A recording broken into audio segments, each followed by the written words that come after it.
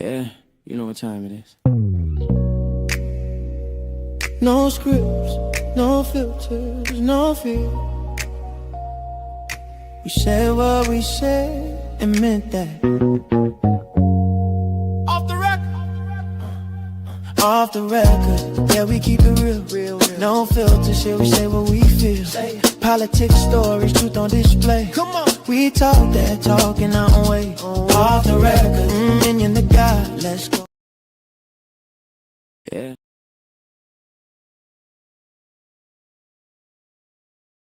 Yeah, you know what time it is. No scripts, no filters, no fear. We said what we said and meant that. Off the record. Off the record. Yeah, we keep it real, real, real. No filter shit, we say what we feel. Politics, stories, truth on display. Come on. We talk that talk in our own way. Off the record. Minion the God, let's go. Foxy 2 Roxy 3, she go hard. I swear on everything, that is exactly what he said right here in the studio. That is the funniest thing I have heard all week. So hard. Lizzie with the facts she never miss. I said what I said, that's the twist. Off the record, yeah. Come and catch the vibe. Where real ones talk and the truth survive.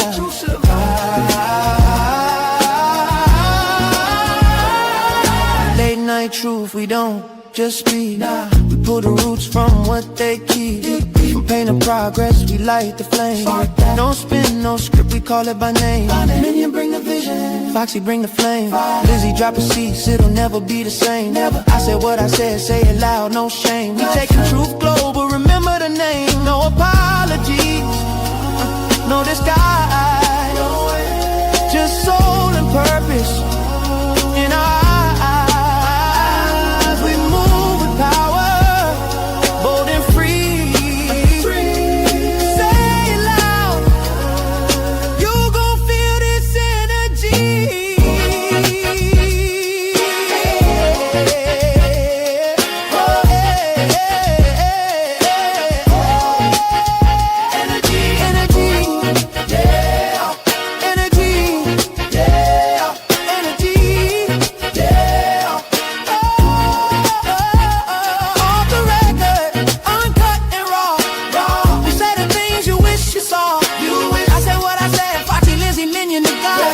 This the realest show you ever saw. Off the record.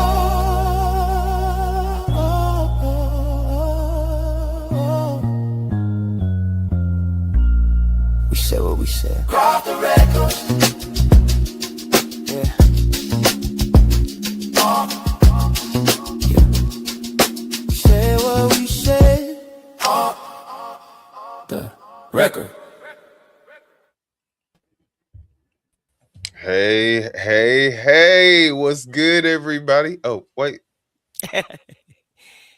It's good that you did that because I couldn't hear. My sound went out for a sec, so it's all good. But hey, everybody. Welcome to the Off the Record show.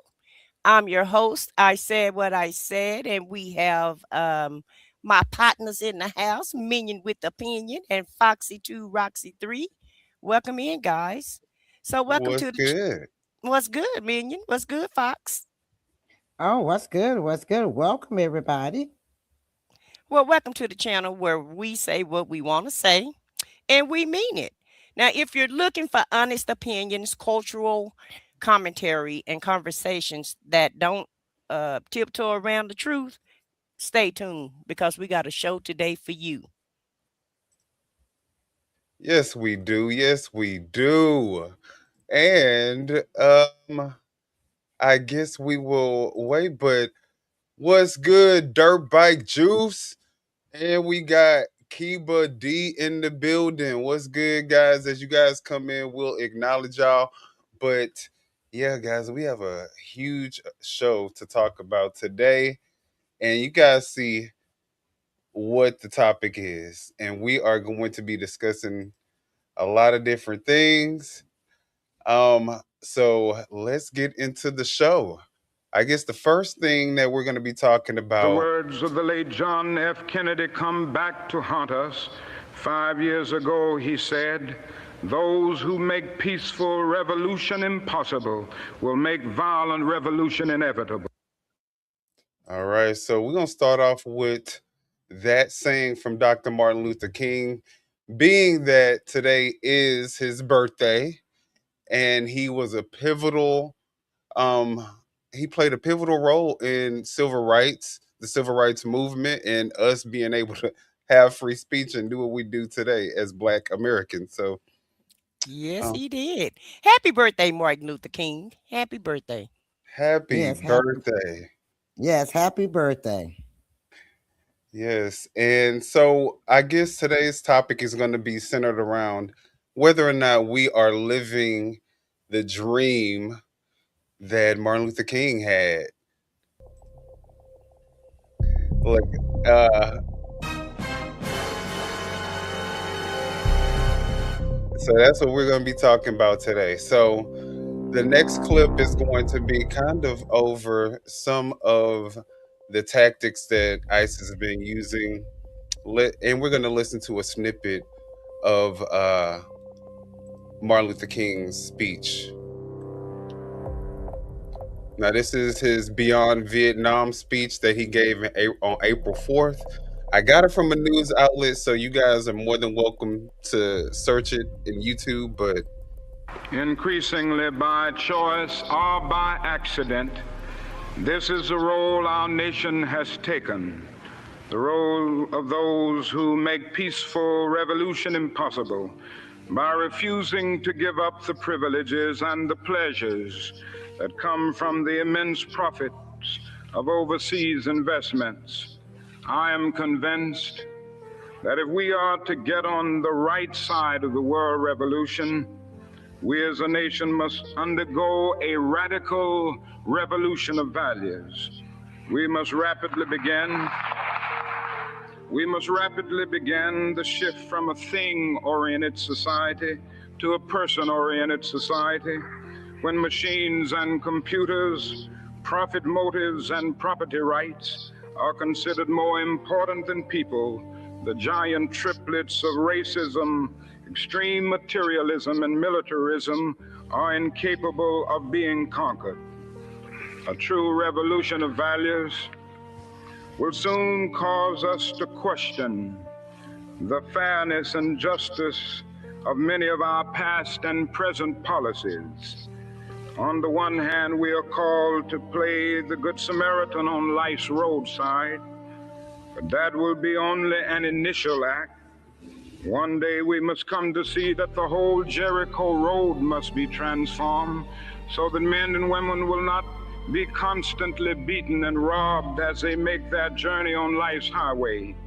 True compassion is more than flinging a coin to a beggar. It comes to see that an edifice which produces beggars needs restructuring. A true revolution of values will soon look uneasily on the glaring contrast of poverty and wealth. With righteous indignation, it will look across the seas and see individual capitalists of the West investing huge sums of money in Asia, Africa, and South America, only to take the profits out with no concern for the social betterment of the countries and say this is not just.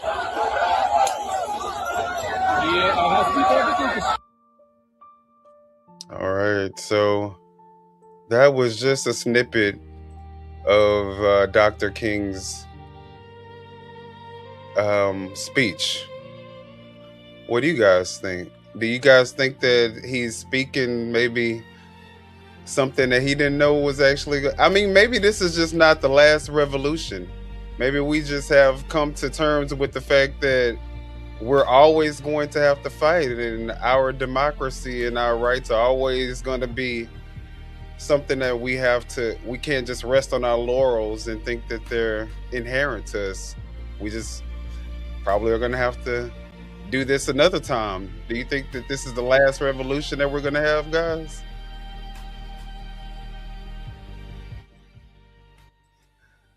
I I don't think so. If you listen to the speech, he talk about South Africa. I mean, he talk about Africa and South America, and what they're trying to do now is take their land. I mean, take the properties of those two that he named. So basically, remember they say there's nothing new under the sun. So I think it's gonna be just keep revolving, and it's just gonna keep revolving. That's just my opinion. He made this speech in 1968. That wasn't even 100 years ago. Right. And look what's happening. We're going through it right now. He's trying to take over. He went to Africa, bombed Africa to try to get whatever they have. He's done gone to South America, and so he's talking about taking over South America. Venezuela. So, what Martin Luther King said in his speech is coming to pass. Well, I feel like America was founded on violence, right? Yeah, It was found on theft, right? that's right. It Right. was founded on racism, but they said that they wanted to come over here so that they could practice freedoms of religion, freedom of speech, and not be under a king. And so, in my opinion, it's just kind of coming full circle. We're going back to where we started from, in my opinion. I see in the news where people are talking about civil war. We have all of this hate on both sides of the aisle. And so I feel like America is always going to have something that they're going to have to fight about because of because of the foundation that it was founded upon. And so how can we have peace when we started out with violence? When we started out stealing? When we came over here and took the land from the Indians and just treat them horribly. Yeah, they got a little compensation for taking their land, and they did give them a little piece of their land or what have you. But we came over here and we took land from everybody, from the Indians, from Mexico, and from the settlers that were already here. So, in my opinion, Martin Luther King was before his time. It wasn't really even before his time. He's just talking about the things that was going on within his time frame, and things just haven't never changed. We've never achieved the dream. We were working on it, but I don't feel like the dream was ever achieved anyway. Because look at the racism that we've always encountered, and yes, we got a little further than what we used to be. They kind of got rid of the separate but equal. But is it separate but equal? It's always been separate, but it's never been equal. So no, we'll never get out. I don't feel like America will ever get out of this mess because of the way that it was founded. Yeah. Hmm. Yeah, I agree. It's never going to be, like you said, it was violence, and now we're going back to violence. We had kind of subsided with as much violence, and from back when Martin Luther King and them was. Now here we are violent again. I mean, it's not us this time, but it's still violence. And eventually, violence always end up doing what? Veering over into in somebody else's space. So now, it's violence everywhere now, more so than it was before. Not really. I have to disagree with that. It's always been violence. It's always been racism. The only difference now is you get to see it on camera now, but it's always been Fox. Remember Now Jim it's an Crow? attack on people with cameras. Hmm. Now they're trying to attack people with cameras, make Yeah, it a federal offense to record. yeah, but I don't think the violence has ever stopped. It just wasn't seen. Right. It's just that everybody didn't have a camera, and you didn't know about it. But if you were in the South, and you were raised in the South, let me tell you something, baby. We Yeah, have here we go. You towns. We have towns that you can't even go to at night. Okay, sundown time. sundown towns. Yeah, Well, yeah, they got one in North Carolina called Hoboken, and they lift the bridge at when it turns dark. They lift the bridge. If Yeah, you are African American and you have not got out of there, You know, we haven't had proof because of course, they're not going to tell you. But a lot of blacks have been missing that got caught on that side of the bridge. Well, we If they can didn't use Sandra cross Bland. We that can bridge use, after 6 o'clock. but we can use Sandra Bland as a prime example of things not changing and staying the same Institutionally, right? institutionally. Yes, and we can look at the court system. We can look at the racism. We can look at the hatred. And so, in my opinion, the violence is never. It hasn't never stopped. No, even we even still getting people lynched. Wasn't it a couple of people just lynched here recently? Yeah, Truck yeah. drivers and Wow. stuff being lynched, remember? And so in my opinion, it's not as prevalent as it used to be. And it's hitting they try to hide it a little bit better, but in my opinion, the violence has never stopped. And the hate has never stopped, and the racism has never stopped. So as long as you have people that want to use their face card as privilege, and as long as everybody, as long as other races want to use their skin color for power, America is going to stay the same. It's not changing, in my opinion. I think that's a good segue into the history of Martin Luther King from this little lesson. It's just a snippet. It's not, full in-depth history lesson, but I think it's just enough to kind of give us a little context to what his dream was and what he had a vision for in terms of what America should look like. So let's look at this real quick. President Trump said in an interview last week with the New York Times that he believed civil rights era protections resulted in white people being, quote, very badly treated. Derek Johnson, the president of the NAACP, responded to that, saying there was, quote, no evidence that white men were discriminated against as a result of the civil rights movement. The Civil Rights Act and efforts to rectify the long history of this country denying access to people based on race in every measurable category. Dr. King believed deeply in the promise of America, even as he relentlessly challenged its failures. That tension feels familiar to me. I grew up with a father who taught me to be proud to be American. We had an American flag hanging outside of the front of our home. And that pride still coexisted with the truth that Black Americans built this country, acknowledged by historians and institutions through centuries of enslaved labor that fueled its physical and economic foundation without ever receiving equal share of what they helped create. Remember that I Have a Dream speech came amid a long season of anti-Black violence. In Birmingham, children were met with fire hoses and police dogs. In Jackson, sit-ins were attacked. Medgar Evers was murdered outside of his home. Against that reality, Dr. King imagined still a future where, quote, the sons of former slaves and the sons of former slave owners will sit down together at the table of brotherhood. That vision wasn't naive, it was defiant. Dr. King didn't deny despair, but he refused to surrender to it. During his 1964 Nobel Prize acceptance speech, he said, quote, I refuse to accept despair as the final response to ambiguities of history. He chose hope as an act of resistance. All right, so that's just a brief kind of summary of the vision that Dr. Martin Luther King Jr. had for America, where although we know that we may not all see eye to eye and may not like one another, we could still sit at the same table and we could still have conversations to move the country forward together versus separately. Do you guys have anything to add to that little snippet?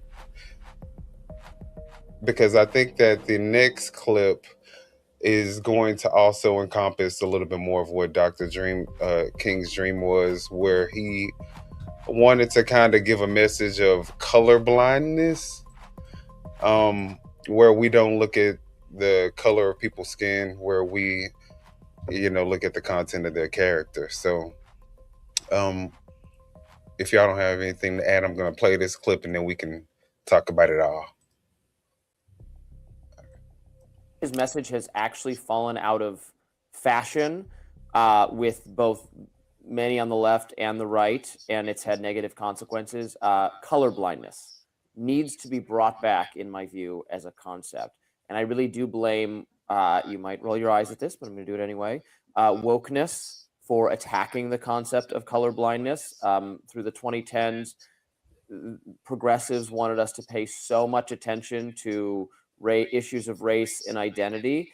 And the impact of that was that people on the right also started thinking about whiteness as an identity in reaction. And now there's just too much discussion of race overall. We should go back to the normie liberal version that Martin Luther King outlined, that you do not judge a man by the color of his skin. We shouldn't even see it.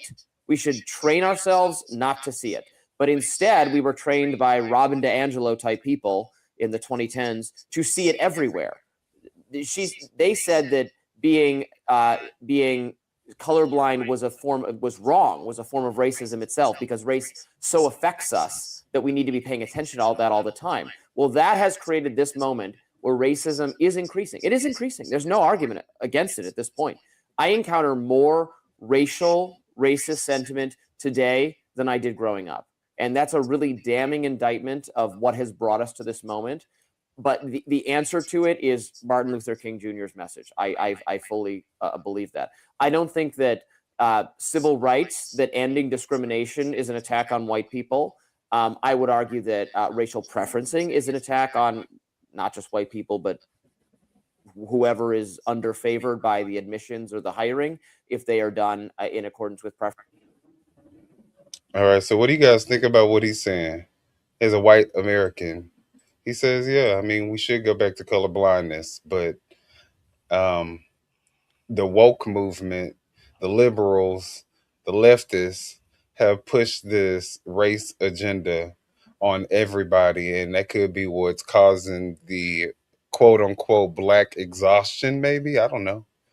What do you guys think? Well, I think he needs to do a little bit more research. Um, I don't think it's just the left that's promoting um, racism, because the left wouldn't have to say anything if everybody was getting along, right? And I Right. don't know why people keep saying, let's just go back to when it wasn't racism. It's always been racism. It's never stopped. And so I just think he just need to, know his history a little bit better. Racism has never stopped. Yes, it was contained a little bit more because a lot of people were just racist at home. And now they're not being racist at home. They're being racist everywhere they go. But it's never stopped. It's always been. That's what I was gonna say earlier. That yeah, the racism hasn't ratcheted down. It Right. was just quieter, Mm-hmm.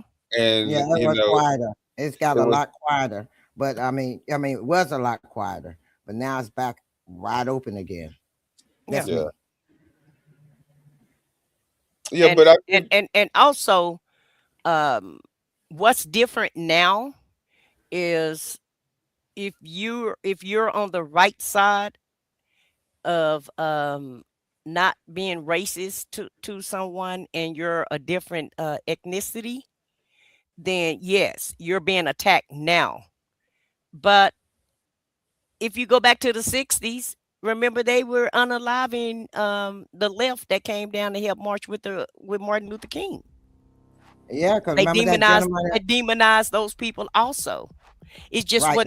It just wasn't as many of them as it is now. I feel like that's what the difference is. Because I remember there was a guy that came down and he left Virginia to come down to march, and he was found unalive. They finally found him. I think it was like 3 or 4 months later. They finally found his body, and he came down to protest, and they told him not to come. He came anyway, and he marched for a while, and then next thing we know, he was unalive.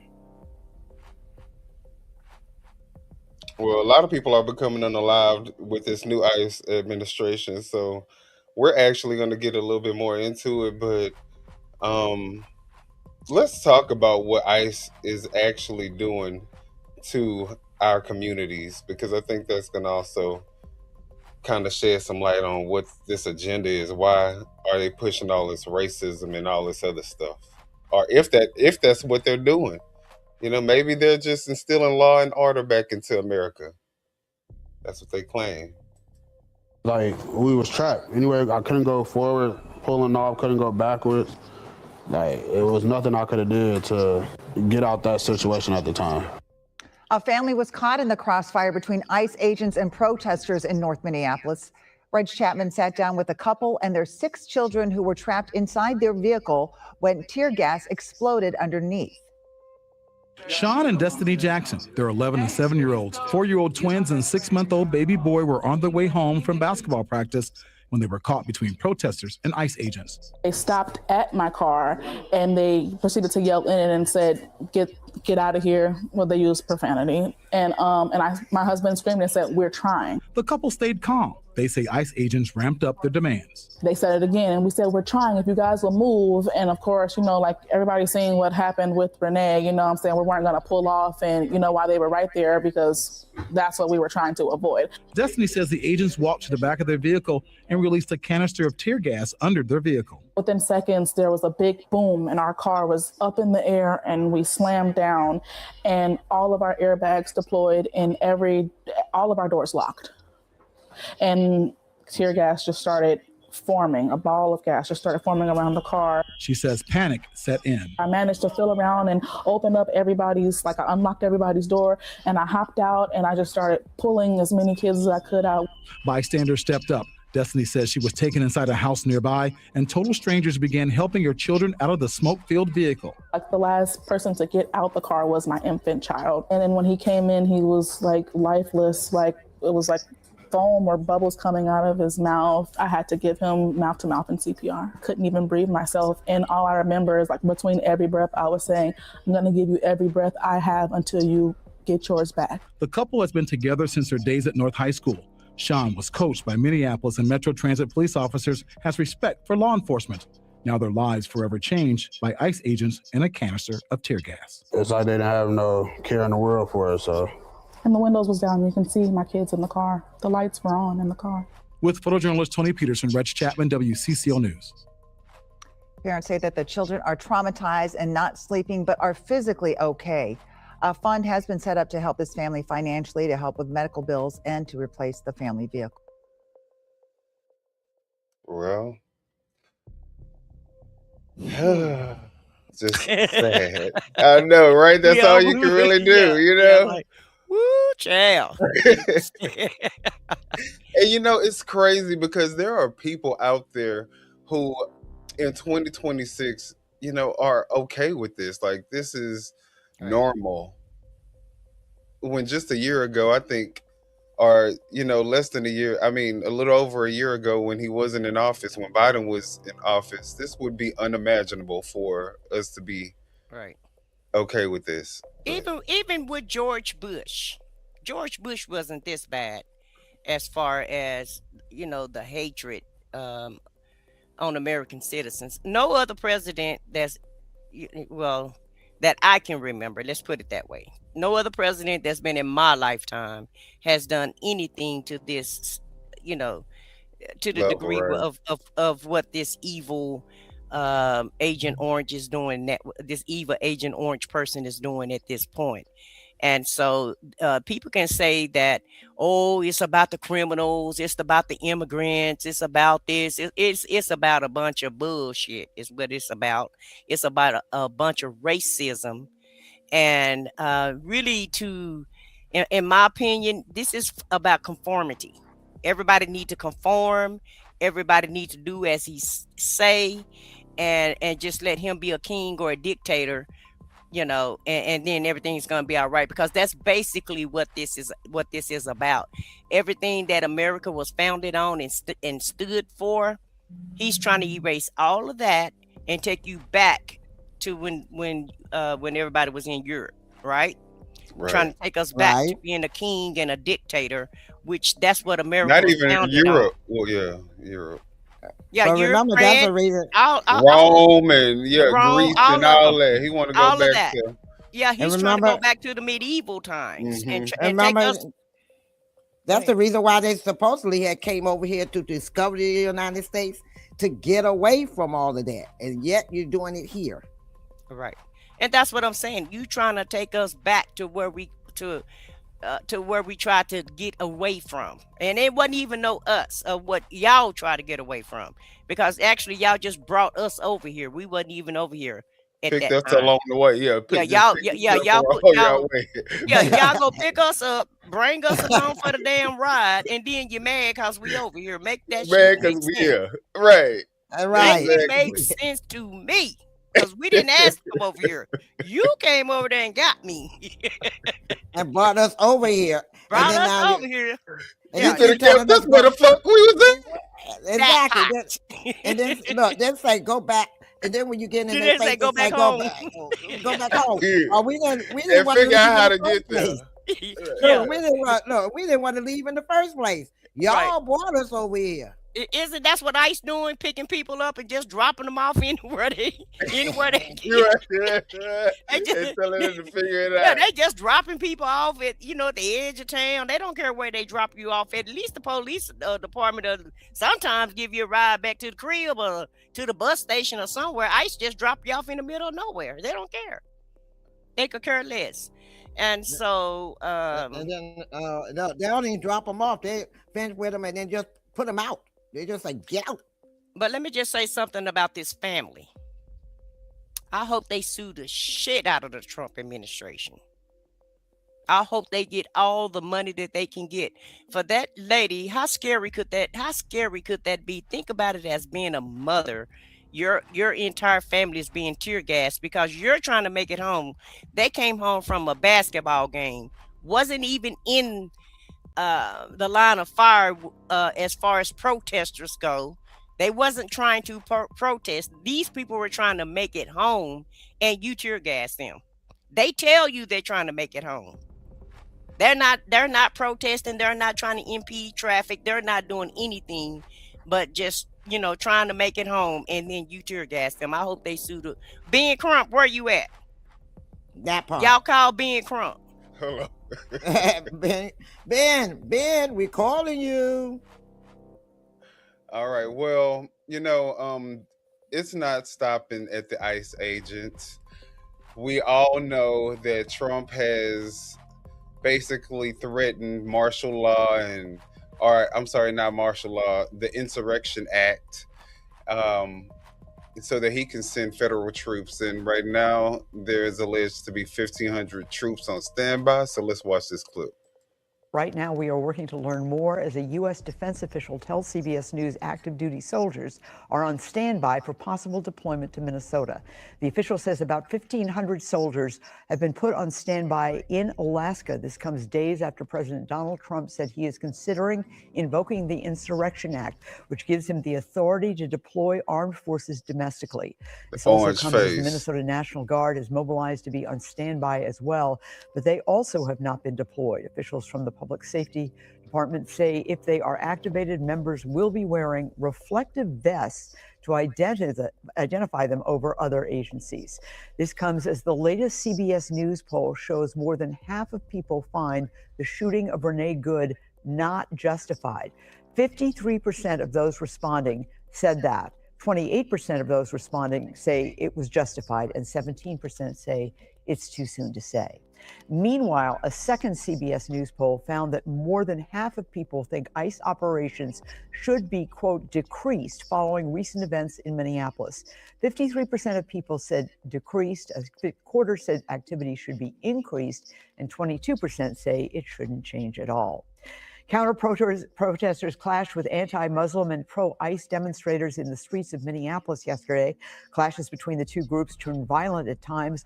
Our Frankie McLister was there. He has been reporting on ICE activity throughout the state, including in Wilmer, and he joins us right now. Frankie? Yeah, hi there, Esme. Outside of City Hall and the Federal Courthouse Plaza, right here in downtown Minneapolis, there was a large crowd of counter-protesters facing demonstrators that were also praising ICE. Now, among those praising the federal agency and shouting anti-Muslim slurs was a man named Jake Lang. And Lang was charged for assaulting an officer in the January 6th riot before being pardoned by President Trump. As time passed, they left the city hall and stormed through the downtown streets where the crowd followed. The whole mob then stopped outside of Hotel Indigo, where Lang appeared to run inside the building, bleeding. Minneapolis police later asking the crowd outside of the hotel to clear, and everyone then circled back to the City Hall and eventually did just that. This latest assault of Minneapolis. I know that's with right. The ICE agents. It's completely insane, and we're hoping that we send a message to the administration. Be here in America if you're legal. If you're not legal, get work on your citizenship.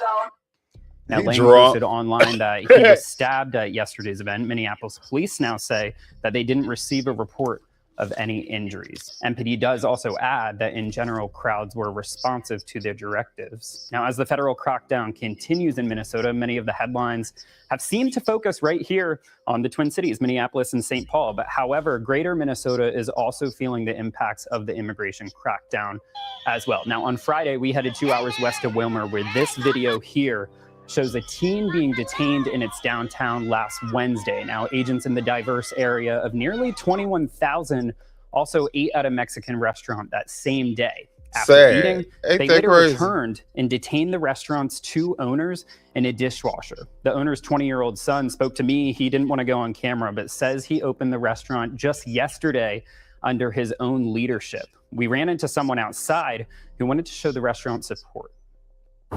So I also work at one of the main liquor stores around here, and just in the first few days that this has started, we've lost like 3/4 of our business. People are afraid to come in. If this goes on too much longer, I don't know how they're going to be able to keep paying us. So Wilmer is not the only spot outside of the metro that we've heard agents be cited. We've received reports as far as up in Detroit Lakes, Melrose, St. Cloud, and down in Rochester as well. Esme? Thank you so much, Frankie.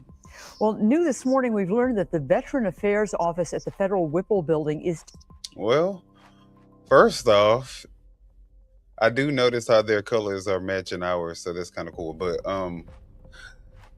no one thinks that what ICE is doing is popular. They're making these businesses pretty much bankrupt because they're losing all of their business. How is this actually making the public safe? I just don't understand. Can y'all explain to me what is going on?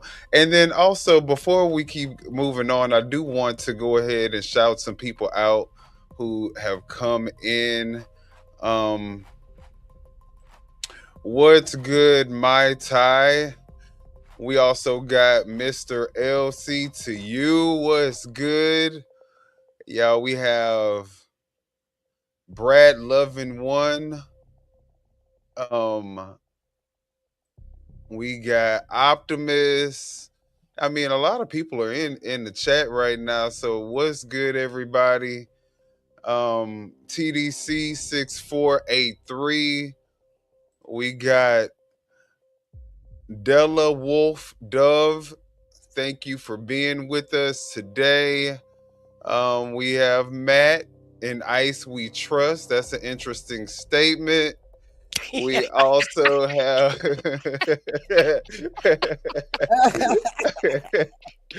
we have Candy Cane in the house too, so welcome in, Candy Cane. She kind of came in the beginning, right after we got through speaking to everyone.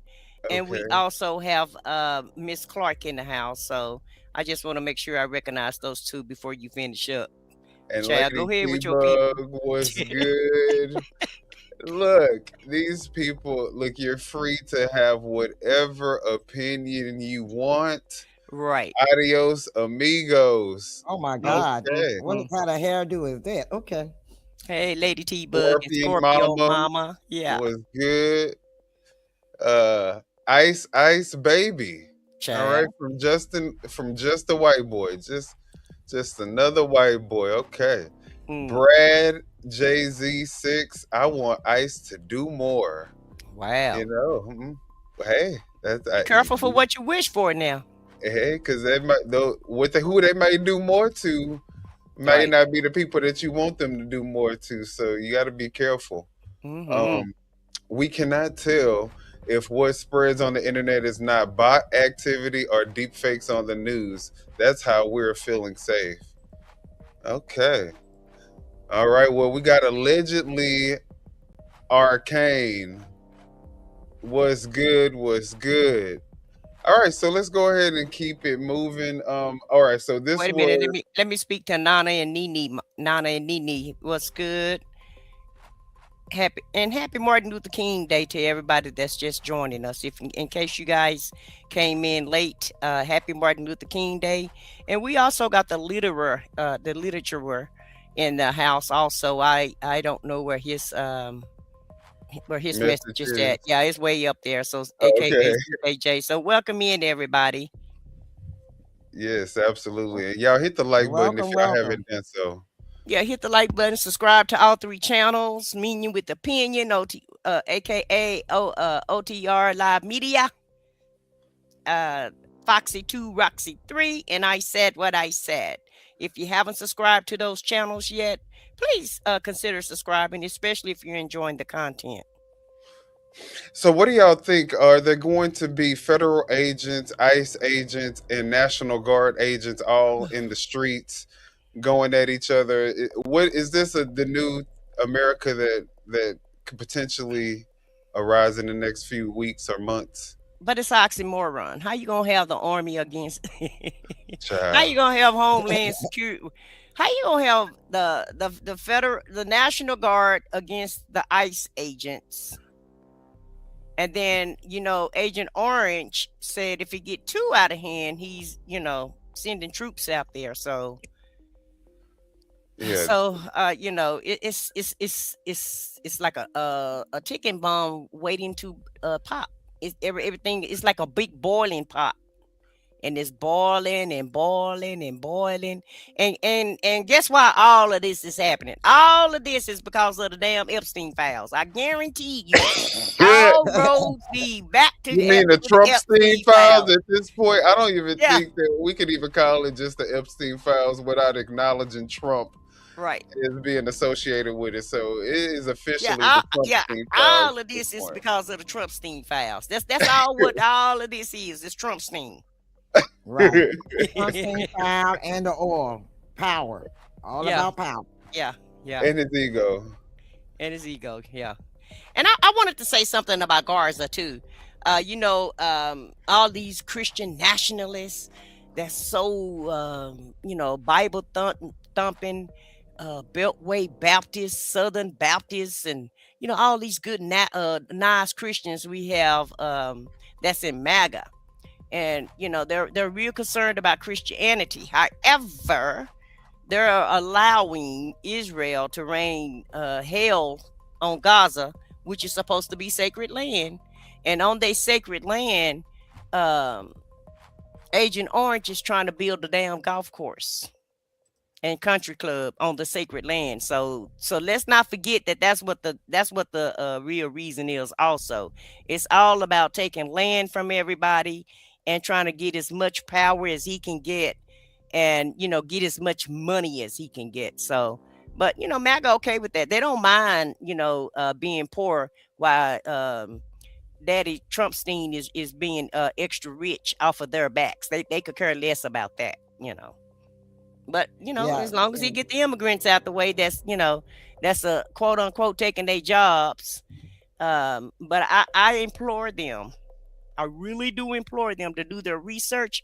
Immigrants not taking your jobs. It's the damn robots. That's who you ought to be mad at. Because that's technology, AI, and robots, and all of that. That's who's taking your damn job. That okay, is who the enemy is. Because at the end of the day, let's be very clear. A lot of these corporations and rich people use immigrant labor to be able to have the lifestyle that they have. Including Agent Orange. Is he gonna get them immigrants out of Mar-a-Lago? These illegals have not done anything.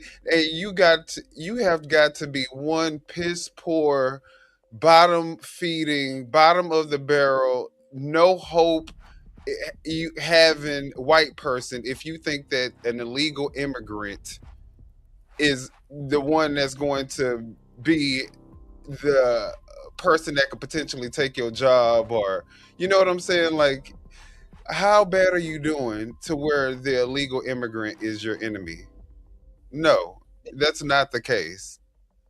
So, You know, But they if think they're it's not. immigrant and they're illegal and they can't speak English, are they really taking a job? no, that's what I'm saying. It's not even a thing.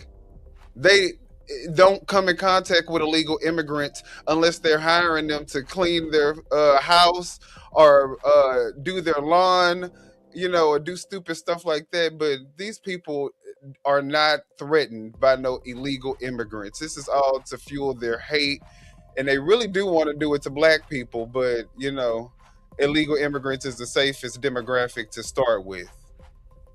Right. So once they're able to get do what they're doing right now with impunity and everybody's okay with it, then they can move on. But you know, And then my thing is, you fussing about the illegal immigrant, and then it's supposed to be they bringing drugs into the country, but you just let go of a number one drug dealer back on the street that brought tons and tons of cocaine into the country, and y'all put him back on the street. But you keep saying that you was blowing up the boats and everything for Venezuela to keep the drugs from coming over here. You talking about the immigrants were bringing drugs over here, but yet you just let go of one of the biggest drug dealers to go back on the street. Make that make sense? I'm not understanding. Let me address this right here. Let me address this right here, right quick, Minion. hmm You want to talk about a damn immigrant killing one person? What about all y'all MAGA kids that's going in these schools and murdering people? What about y'all MAGAs going around and KKK and right wing nationalists going around murdering all kind of people? So get the hell out of here with one 16-year-old that's killed. Okay, one person out of 350 million people, and y'all commit more crimes than anybody. Y'all commit more crimes than anybody. Y'all have the coming biggest to the pedo. country, committing the fucking crime, Right, taking over people's land, right. kidnapping, killing, raping, pillaging people, and even to the point where when black people were emancipated and were able to start doing things on their own and having their own economy and having their own neighborhoods, y'all couldn't stand it. Y'all had to go into their neighborhoods and destroy what they built. And you have the nerve to try to talk about an illegal immigrant killing one 16-year-old girl. And let's not forget about January the 6th, all the cops that you killed and try to overthrow the damn government. Let's not forget about that. So you want to know who the real criminals are? Y'all the real criminals. At the end of the day, that Agent Orange pardoned and got out of jail or what have you, and now you're still committing crimes. So get the hell out of here with all of that. And look, and when we had Black Wall Street, we didn't kill ourselves. We didn't go out there and burn it down. You all came and burned it down. And who killed Martin Luther King? Who killed Malcolm X?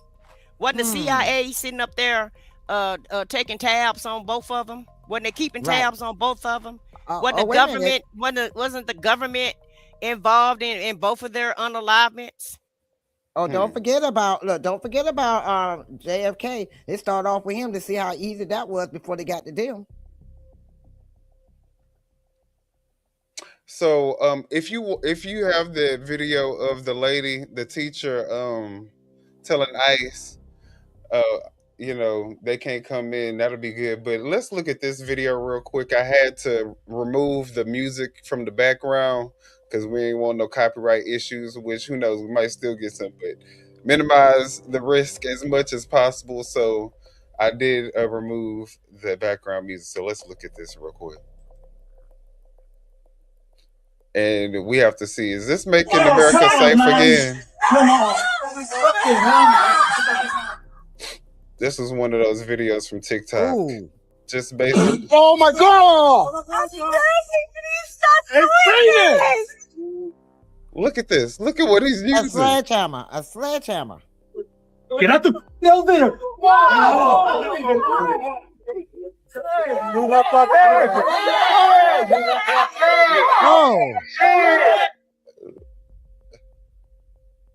Oh my God. And this was a great question.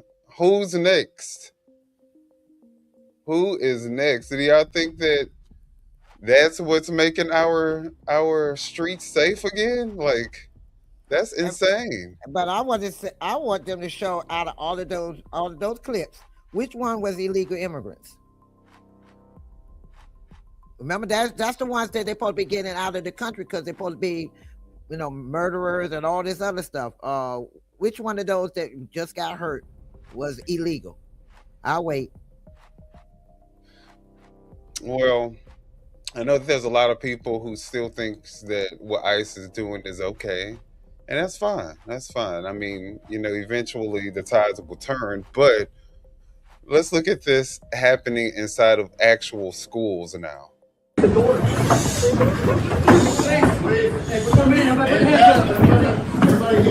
Oh my God. Hey guys, we good? We good, sir? All right, coming in. Okay, nobody made it into the ring, right? Nobody made it into the ring? All right, just wait real quick. Yes, everybody good? Give me a thumbs up, everybody.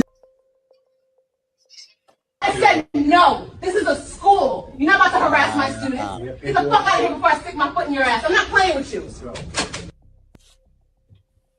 Oh. My bad. Oh, no, you fine. So, yeah, play that video. Play it again, Sam. No. Wait a minute. You are not coming in here. Ma'am, we just need I said no. This is a school. You're not about to harass my students. Get the fuck out of here before I stick my foot in your ass. I'm not playing with you. Love it. Now, that's what they should be doing. But if we go back to this video and I'll start it over, this is, no, we get it where it's at. Yeah, I can start over because it's at the end. But this is what they're doing. They're going into school. Hey guys, we good? We good, sir? All right, coming in. Okay, nobody made it into the ring, right? Nobody made it into the ring? All right, just wait real quick. Yes, everybody good? Give me a thumbs up. Everybody give me a thumbs up. Nobody made it in this ring, right? Yes, sir. All right. Stay where you're at. We're gonna have officers outside, okay? A white Stay man. where you're at. Oh wow. They gonna have them all go outside one by one to prove who they are. Yep. So this is what they're doing inside of school. Kids. Not kids. Just to So get to now- their parents. Just, all of this is a pretext so they can find out where their parents are. Because anybody know that's a mother, you mess with my child, I'm coming for you. And anybody child that's in harm's way, you're going to do everything you can to protect your child, and they know that. And that's why they're preying up on the poor helpless kids. Well, now, not only have they infiltrated the schools, but they're also infiltrating religious places. Look at this. David Easterwood is a pastor here.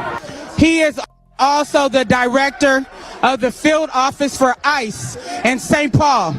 So someone who claims to worship God, teaching people in this church about God, is out there overseeing ICE agents.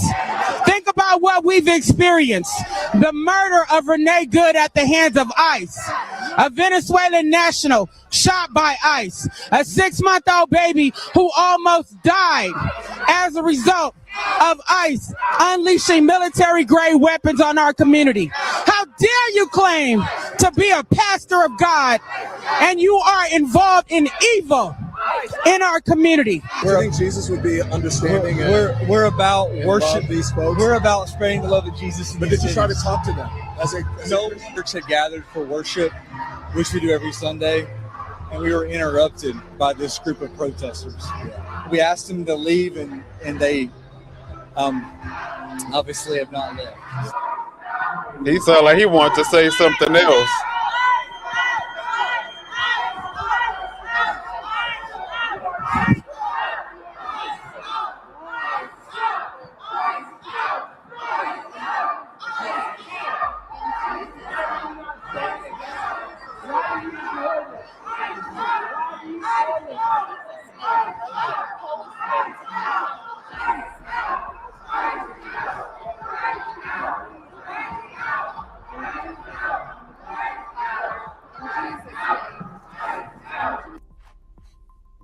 y'all saw, they the people are not having it. They're like, you've already infiltrated our streets.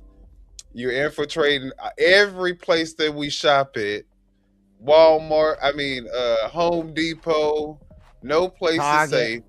Target, no place is safe to go to anymore. Well, I want to go back to Jesus. I want you mean to tell me I want to go back to this pastor, quote unquote, and KKK so the member. and so there was a lot of propaganda. They were up to the right side. We're talking about how these domestic terrorist protesters were going into churches like they were just really, targeting anybody to cause chaos. No, there was this was actually targeted. They knew where they were going and why they were going there, unlike ICE agents. Mm-hmm. But Well, what I want to say is probably the same people that's targeting people right now. I think they probably ancestors of the people that was, because remember they crucified Jesus. Remember when they when sure did. they nailed Jesus to the cross, they discriminated against him. They talked about him. They crucified him. So Yeah. why would the church change? The church has always been violent also. The Christian right churches, they're violent also. And let's do a little background on them. Are their pastors the ones that's being caught up in these pedo rings in the church house? Didn't A lot Donald of them. Trump's pastor just get arrested Yeah. for messing with little kids? That's A his lot of them. spiritual advisor. His whole spiritual advisor that's up in the White House just got arrested for messing with children. I'm sure y'all seen that video circulating on Twitter and Instagram of them arresting him. Right. But I guess that's okay though to do that in the church though. Okay. Okay. And if it's Trump. Yeah. And if it's Trump, if it's Trump is right, and so at the end of the day, there's nothing Christian about none of these people that's in a church that's promoting hate, because Jesus didn't promote hate. If you're gonna go by what Jesus say, if you're gonna go by what the Bible say, he didn't discriminate against anybody. Imagine Jesus coming down here and do you think he would be okay with saying, yeah, kill some more people, get them all out, All right. get the illegals out? All right. Does that sound like something Jesus would say? No, not at all. No. And Jesus probably and then letting his agents kill the person terrorize execution style in their head and say fucking bitch. Right. You think he'll be saying, yeah, he did what he was just training, what his training taught him to do? Yeah. Nah. Well, I want to know how they sleep at night though, playing like they're Christians, calling on Jesus' name, doing all of this in the name of Jesus, and I bet Jesus is probably tired of them pimping him for their own personal use, because that's basically what they're doing. They're promoting hate, and they know. And that's happening in the white and black Jesus. churches, just in the Yeah, church black in and general. white churches. Yeah. But at the end of the day, people know. They know that you can get people when you talk about Jesus. Okay. Mm-hmm. Any platform that you on, anything that you do, you throw Jesus in the mix, and the masses are coming, because everybody swear that they are Christian. They swear that they are Christian. Yeah. This is what they do. Praise white Jesus. That's the Jesus that they, not the real Jesus. Not the white real one. Jew Jesus. They praise the white Jesus. Yeah. The white Jesus would say, yeah, kill more. Well, I guess so. I guess if it's a white Jesus, then yeah, I guess it would. I guess it do make sense. Then make it make sense. Yeah, that makes sense. Yeah. Right. Yeah. The white but Jesus. They hate immigrants though. But they hate immigrants. But wasn't Jesus? Jesus wasn't really white. Jesus was not right at all. Yeah, couldn't be. Biologically, wasn't possible. Not at all. But it says how residents are promoting people to fight back, and it's not in the streets. So let's look at what this clip is going to be giving. Okay, but let me just say this. I think they would deport Jesus if he came back. Oh yeah, he is illegal. He illegal. Yeah, Jesus will He be ain't go through the. illegal. Yeah, he ain't go through the process to in the United States. The point is but you put this you found this flyer. Where was this what's this flyer Yeah, from? I found this flyer on Instagram. Okay, so they're saying an open letter to the people of the United States to ban ICE from our hotels, our restaurants, and our gas stations. No fuel, no food, no shelter. And the nerve of the ICE agents to go to the Mexican restaurant to eat lunch and then come back to scoop them people up, the owners. This is what Now I'm that was saying. Privilege.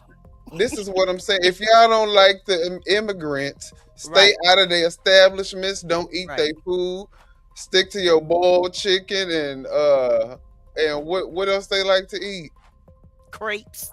Yeah, Cucumber sandwiches. No, they don't even like crepes. That's European. Oh, that's European. Yeah. Yeah. Stick to your cucumber sandwiches. Okay. Yeah. If y'all want So they don't like the immigrants, but they go across and your broiled chicken with no seasoning. Right. Leave our oxtails and shit alone. Leave our fried chicken alone. Leave all our stuff alone. Leave our enchiladas alone. Leave all of that alone. Stick to your hamburgers. They don't like the immigrants so much. No, they don't like the immigrants so much, but yet they go stick across to your the raw border steak. to get medicine. Yeah, stick to your raw. Stick to your raw steak. Right. Okay. Yeah, y'all raw bloody steaks. That's only for the ones that can afford it. But them people, them hillbillies and them trailer park MAGAs, Yeah, Colonel sounded white, but he stole the idea from the black people. Black people started frying chicken before Colonel did. So do your history now. Yeah. Fried chicken came from black people. That part. All right. Hayes County judge speaks on the incompetence of ICE agents. So let's watch this clip and we'll talk about this. I think outside of a Costco, they beat up a resident trying to take him down because they're so poorly trained. I think it was a group of them trying to take down one worker. It's like, if you're a trained professional, like our local law enforcement is, it should only take one, maybe two of you if the guy was overpowering you in some kind of way. But because of these tactics that they use and this distracted, terrible approach to take someone down that's just trying to move along their day, they're hurting people. And this guy was actually beat up. What can you tell us about ICE activity in Hayes County today? So ICE activity in Hayes County today has stirred up a lot of commotion because they are trying to set up shop inside our municipalities in their actual footprints and blur the lines between them and our local folks. And I think that's wrong, that's disingenuous, and that's dangerous. Exactly. Our local law enforcement, through all levels and all branches, are great. We know them, we love them. It's these federal goons, and I use that word deliberately, that are coming in here and pretending and posturing and riding on coattails, pretending to be credible, trained law enforcement, causing havoc. To prove it, they tried to park in Buda City Hall, and Buda City Hall said, no, thank you, keep moving. And then they came down to Kyle, and at, I think outside of a Costco, they beat up a resident trying to take him down because they're so poorly trained. I think it was a group of them trying to take down one worker. It's like, if you're a trained professional, like our local law enforcement is, it should only take one, maybe two of you if the guy... Sorry, that's... Say that one more time, sir. Say that one more time. You're trained. You in some kind of way. You don't need a group of people to take one person down. One person, unarmed, didn't even know that you was, so they pose no threat because they're not on the defense. You know what I mean? They have these the incompetence and the scariness. Well, you saw the other day, Minion, on our last live, you showed a video of them running into a child bicycle and tackling the child. If the police the regular police officers hadn't came there, they would have been, the child was screaming, hollering, telling him, get off me, stop. And they hit the bicycle with a child, then tackled the child, and it was like 3 or 4 of them on a one little child, and that was like 10 or 11 years old. So tell me how that's right. Because they can't fight. What it is they weak, they're punks, and they can't fight, so they need an army. That's what bullies do. The bullies got to have a gang, right? That's Because bullies really can't fight. They just bully you, and basically that's what ICE is, huh? Jesus was by himself against a bully. Right. And David, he battled a whole Goliath, a whole giant by himself. That teacher was by herself when she just cussed them out a while ago. Right. Okay. So that's what I'm saying. They're not really who they, they're strong people because they have weapons. If you put those weapons down, I guarantee you they'll all flock away. They'll all run away. Trust me when I tell you that. Okay. And it shows you how weak they are when they have to have a whole army of people to take one person down. Exactly. Just imagine how much manpower. Then you get one person out of the crowd. You get one person out of the crowd to go up and start the trouble. It shows that it'll take a fraction of trained people to go up against these people. It doesn't even take you don't have to have a one-on-one, the ratio be one-on-one to go against these people. Because not promoting violence or anything, but just to say, if we were in that type of situation, it would be probably easy to take these people down. Hey. Oh, so this is a YouTuber, and I just actually came across his video today, actually. But he did pose a really important question, and he laid out what we're experiencing right now and why we could already be in a revolution. So it's kind of interesting. We can look at this and we can pause it throughout so we can talk about it. Hey, I'm Jason. This is Wrong Enough to Know Better. In this episode, I want to talk about something that I've been hearing a lot more of coming out of the United States. And for the record, it isn't coming from the right. The talk that I'm hearing is coming from the left. And it isn't, we need reform or we need a new party. What I'm hearing from people on the left is that it's time to get violent. And when people start talking like that, it means something important. It means that a line has been crossed in their head. It means that they've stopped seeing politics as something that can work for them and started seeing it as a matter of life or death. Nah, I'm gonna stop it right there just because isn't that crazy how the left is usually the more composed, peaceful, slow to react. Sometimes they still don't react. Side of the aisle, whereas the right side is definitely more aggressive. I would say probably way more violent prone. And now we have people on the left talking about getting militias and really figuring out a way to go up against the government because they feel like they're not getting answers from anybody. So this is a different a different Democratic Party. Well, they said they don't believe it. Oh, go ahead. I'm sorry. They said they don't, they're trying to get rid of the Constitution because they want to have a lawless country because, the Constitution is not letting them do what they want to do. They want to run around here and cause havoc in the country. And so that's why they're trying to get rid of they want them to get rid of the Constitution. And, and a lot of the federal is through the Constitution. A lot of federal laws are through the Constitution. Well, I think they're trying to bait people to talk like this All of it is just so that homeboy can declare martial law. That's all that's about. And he just want to put federal troops in every city. And really, it's all. Let's go back. It's all about the Epstein files, and it's all about him. Um, and what he's been doing over the last 60 years. Okay, as a person, and as a person that's not in office, and he's just trying to hide all the Epstein files. He want to make money off of all of this. And let's just keep it real. He's an evil person, and he love to be mean. He love the demagoguery. And he loves seeing it on He TV. love, yeah, Like, he love all of this. He love all of this and anger so and does his hate. donors, I'm sure. I'm sure they Yeah, be looking at it, watching it together. yeah, yeah. Be having Everybody, watch yeah, parties. they love all of this. And also too, the left is tired of being nice because the left have been playing by the old rules for the longest time.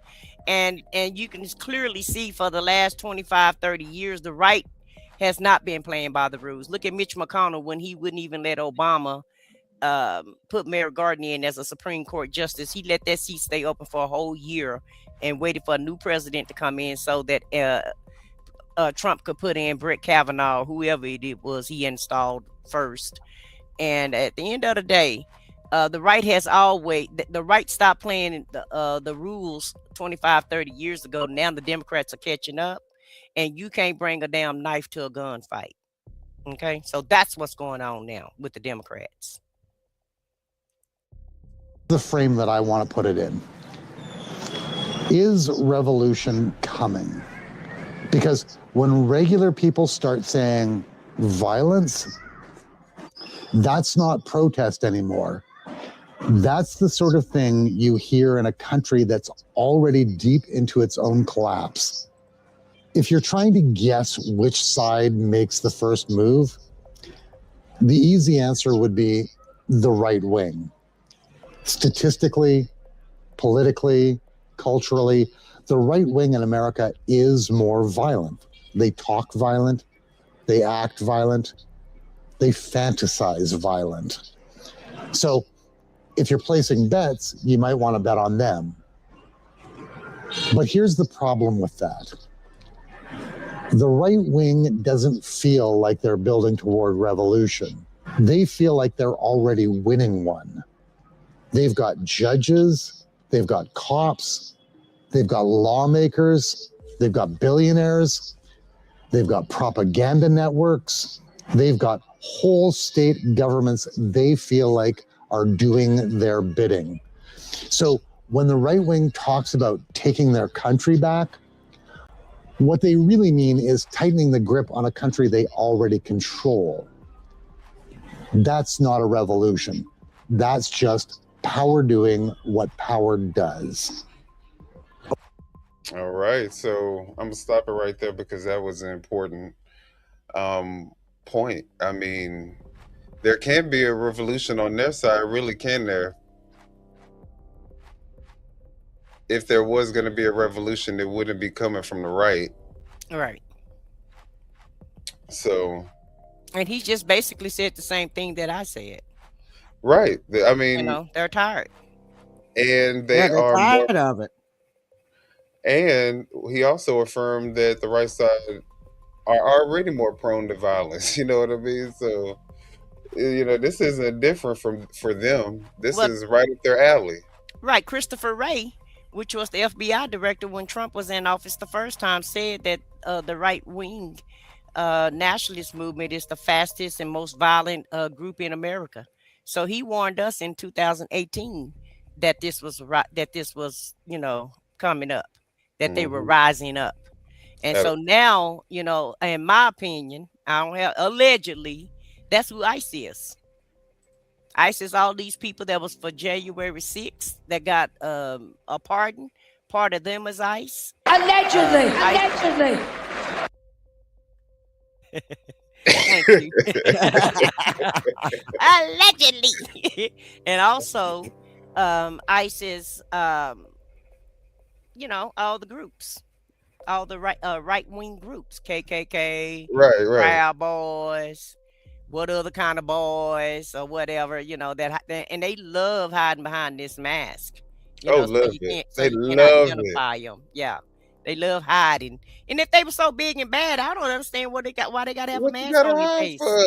Yeah, you doing something that's so right, and you And round you righteous, you and you rounding up making America safe immigrants. again. Yeah, you You should rounding want up to be. criminals. You should You want should to have an be S on your chest. You should right. have your chest sticking out, like you know what you doing is, you know, And but you and know and if what you're and doing. if you was doing such a great, if you was doing something that's not illegal or what have you, and you're so proud of it, show your face. Show your face. Be loud and proud, because when you're catching, just like Agent Orange trying to get that Nobel Peace Prize, for all the wars and shit that he didn't stop, you know, he's proud of that, and so you should be proud to catch a criminal on the streets, of quote unquote, in y'all words. If they all criminals, you should be a hero, right? And heroes show their face, and they want their recognition. So why come you walking around with mask on your face, but the regular police officers, Secret Service, DEA, CIA, all these other branches are walking around that with ATF, they walking around with their face showing. So why you can't show yours if you federal and you out here doing the right thing? Because it's a private militia. Doing the federal law. It's a private militia. You supposed to be on the right side of the law. Why can't look the sheriffs, the state police, the county police, the city police, the town police, all these other officers got to show their face, but you're the only ones that can't show your face?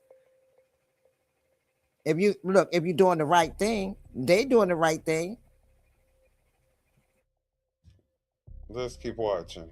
A revolution is what happens when the people outside the castle decide the castle isn't legitimate anymore. A revolution is what happens when people stop believing the rules are there to protect them, and they're actually there as tools of oppression.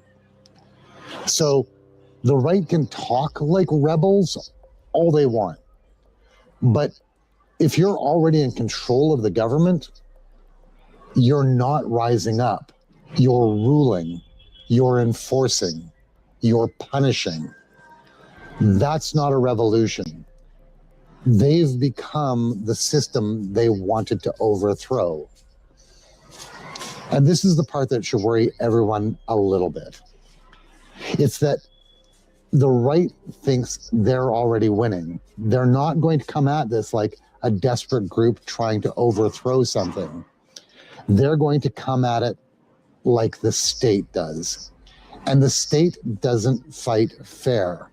The state fights with laws, with cages, with guns, with budgets, with labels like criminal, terrorist, and threat. That's how the state talks. Which brings me to the other side, the left. And people need to understand this clearly. The left isn't imagining state violence anymore. It's not theory, it's happening. Look at Minnesota. They've got federal agents killing people, and the federal government is treating it like it's a point of pride, like it's proof they're in control. That changes everything, because once people believe the government is hunting them or targeting them or killing them, you don't get polite politics anymore. You don't get write your senator.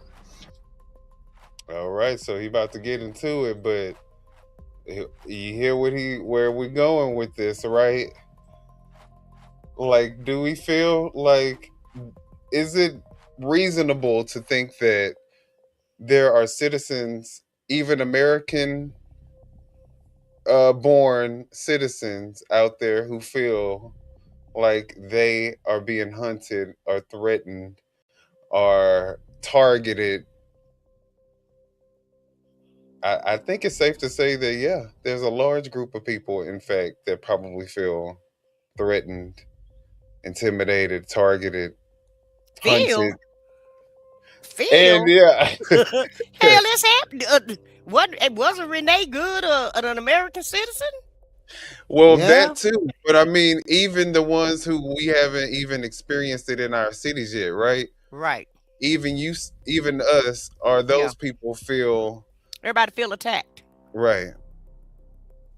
So Right. he's absolutely right. Yeah, people do feel attacked. They feel like the government is attacking them. And there's some, unfortunately, I wish they wouldn't buy the bait, but they're taking the bait.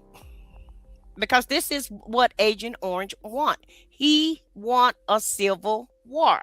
Some of these MAGA people want a civil war. They want this to happen. And he's, in my opinion, like I said, once again, he's doing all of this to bait the people in. He want everybody to retaliate so that he can, declare martial law. That's what the end game is. And if you declare martial law, that keeps that No more you got election. no more elections. And even he's saying, even on the campaign trail, he told the conservatives, all you have to do is vote for me one more time, and then we won't have no more That's elections. it. He said that's it. Just one more time. Just one more time. You just need to vote one more time, and there'll never be no more elections. He just said it a month or two ago.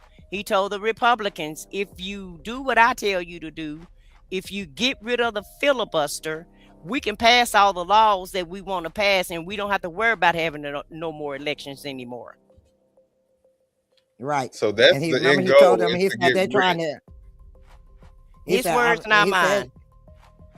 Look, he did say he did say that he wanted to, they were going to impeach him, so he wants to keep from being impeached. He wants them to, vote against them trying to impeach him so he can remain president. He wants to be king. That's all it is. He's showing it that he's talking about kings.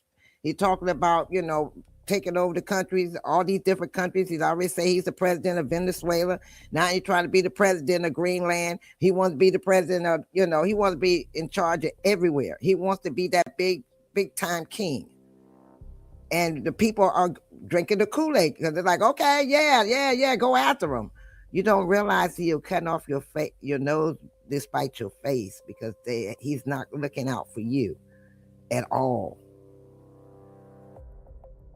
At all. You get survival thinking. Let me be clear about this. This isn't a study. It's not empirical evidence. It's just what I'm seeing. Over the last couple of weeks, I've seen a major shift in tone from the left, and less talk about paperwork solutions, things like the courts will fix it, and way more talk about violent upheaval, more than I have ever heard in my entire life. I'm telling you this because when people start talking like that, it means they no longer see themselves as living in a viable state. They don't believe that it can. Hey, I'm Jason. What the hell? This is. I'm telling you this because when people start talking like that, it means they no longer see themselves as living in a viable state. They don't believe that it can be fixed. They don't believe that it's listening to their needs. And they don't believe it deserves their cooperation anymore. That is the language of revolution. It's not just the people already getting hit. Some blue states have barely been attacked yet. They're half living in that this can't happen here fantasy. But they feel it. They're watching what's happening to the first targets, and they know exactly what it means. They know somebody in Washington is making lists, and sooner or later, their state is going to be the top of that list. So they're not just building anger now, they're building anticipation. And that's a big deal because fear makes people organize, and fear makes people strike first. Let's talk about what actually triggers revolutions historically, because people picture revolutions wrong. They picture a dramatic speech, flags waving, everybody unified, but that's not how it goes. Revolutions start when people stop believing the system is legitimate anymore, when government can't do basic management anymore, when normal life becomes unaffordable, when rules only exist for poor people, and when state violence becomes normal under the guise of maintaining order. So you want a number that makes this real? Hundreds of thousands of Americans are homeless. A lot of them are sleeping in tents and vehicles. That is not a healthy country. That is a recipe for a revolution. And if you want the cleanest historical parallel, you look at the French Revolution. It started with bread. Bread got too expensive. People couldn't afford to eat. And the leaders didn't care. Or worse, they acted like the public was the problem. That's the part that Americans need to understand. Revolutions don't start with slogans. They start when daily life becomes impossible and leaders treat suffering like it's a personal failure. And in the United States today, bread is housing, bread is food, bread is healthcare. Bread is working a full-time job and still living one missed paycheck away from disaster. And while people are drowning, politicians keep getting wealthier. Which brings us to the part that nobody really wants to admit. This isn't just a Republican problem. This isn't just a Democrat problem. It's that both parties have abandoned working people for decades now. One side abandoned them loudly and with cruelty, and the other side abandoned them politely and with excuses. But either way, the end.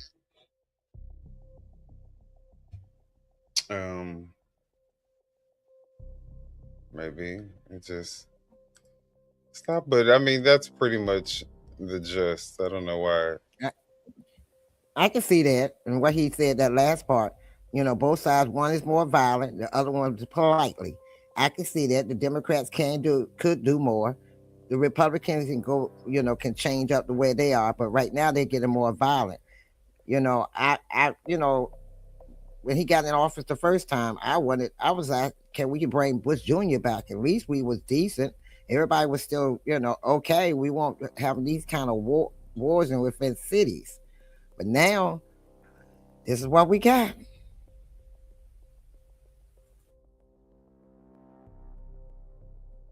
Yeah, I mean, and to that point, we got this, and people are reacting to what we got, and that's all we really can do is react to what we got. And I don't think that the people, for the majority, of us, like what we see, and this isn't making us believe in the government. This isn't making us think that he's making America great again. In fact, it's just doing the opposite. Not only is it making us realize how much of a shithole the entire country is, Right. but all the other countries are looking at us like, how the fuck did we even buy into this shit? Like, we need to figure out something else because America is just not the place to secure. You know what I'm saying? Like, it's just not the place anymore. Well, it's not the white lie that we've told ourselves, because Right. remember, we were the superpower. We were, ahead of all the technology. We're the shit, according to us and other countries. They thought we were, and And I we were wholeheartedly. up until he got Right. into this last term. We really were. Right. And I wholeheartedly agree with that man. The Democrats have failed us. They have been giving us broken promises, and like he said, they just doing it in a nice way and with excuses, and the right Mhm. just doing it and being as mean and hateful as they can, and that's what make them look like they're more demonizing people. because of the hatred that they have and the hatred that they spew out. But basically, both parties have failed us and have failed us for a long ass time. And so the people are tired. And like he said, Oh, you cut off?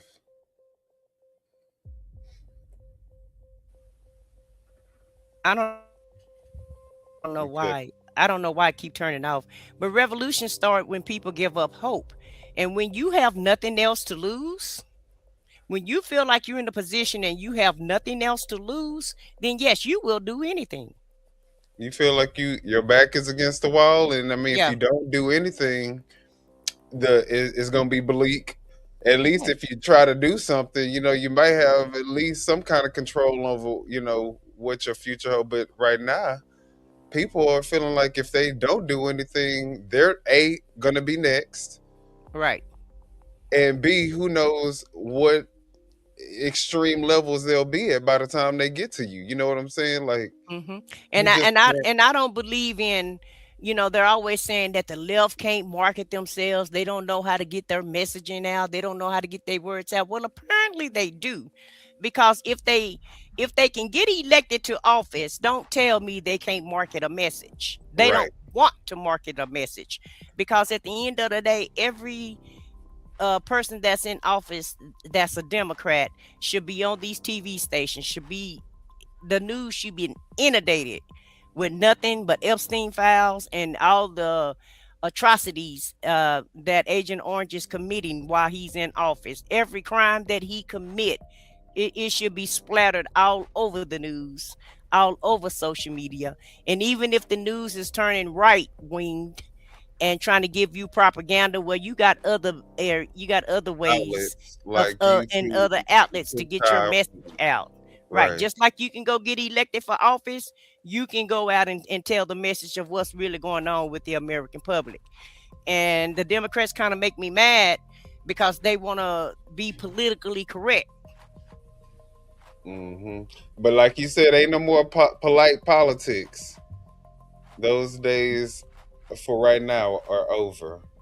But like we were talking about earlier, it's really because both parties have the same donors. You know what I mean? APAC funds both parties, and they're beholden to who gives them who cuts the check for them. You Right. know. They're beholden to their donors. It's about the Benjamins and the power. That's all it is, Benjamin and the power. And I still to the day And all roads lead to Epstein. Don't forget that. right. And then I still to the day cannot understand even why every time they have a federal shutdown, they still get paid. Everybody else don't get paid. Well, and everybody else losing insurance, and they're gonna keep their good old good insurance. You rest assured that. And we paying for them, to capitalize off of us and to rain hell on us. Right. And then when they leave office, they still got insurance. We leave our jobs, we ain't got no insurance. Well, let's look at what MAGA is saying about Renee Good. We got a couple more Lord. videos. Look, you can protest, but you don't get in their faces. You don't put your hand out like that, pointing on them. Consequences. Did you not see the part where he is kicking the candles at a Renee Good memorial site? He's maybe trying to get that guy to back up to get out of there. Maybe they weren't even supposed to be there. He is destroying a memorial to a woman who was just murdered by ICE. You know what I find kind of... Why would he do that? I have no idea. Because he's an asshole. Because it's them versus us now, in their minds too.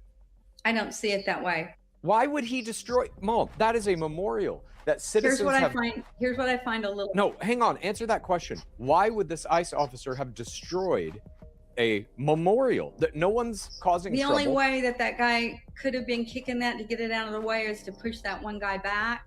But if he did kick it, that was not nice. If he did kick that it, was not nice. Kick it. Yeah, I mean, when he kicked it, I shouldn't have said if. When he did, he was maybe trying to push that guy back. It wasn't nice, I'm sure. But you know what? A lot of unnice things are happening right now in our country. So what I'm trying to tell the citizens that are getting in the way of ICE, the illegals that are getting in the way of ICE, you need to step back. It's going to get ugly. It's not going to get any better. They've shot 2 people. They killed 1. Well, what we're watching is Nazi troops walking through our street. And every American now, if this starts popping off in your city like it is doing in Minnesota right now, every American has to ask themselves the question, what would you have done in Nazi Germany? Would you let the Nazis take the Jews, or would you fight? We are now starting to fight. That's what we're seeing here. And mostly that fight is coming in documentation of what's happening. People taking video. Like you're saying, why would you be out there? If they're in your streets, you better stay inside and be scared, because people aren't scared and people recognize what's happening, and they are putting videos of it all over the internet. And you don't see these videos. And they're putting their lives in danger too. Yes, you have to fight against this shit. I know. Dad and I said if there was ever a civil war, we would fight. We would fight for the side that we believed we should be on. Okay. Dad's not going to fight for anything. Dad's going to be fighting for his chair. That's the only place he's going to be. Hello.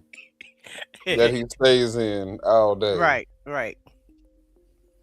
Oh, even and then he told her she ain't gonna fight, and he told her she ain't gonna do nothing either. Right. But look, Dad ain't gonna fight for nothing. He gonna be fighting for the chair.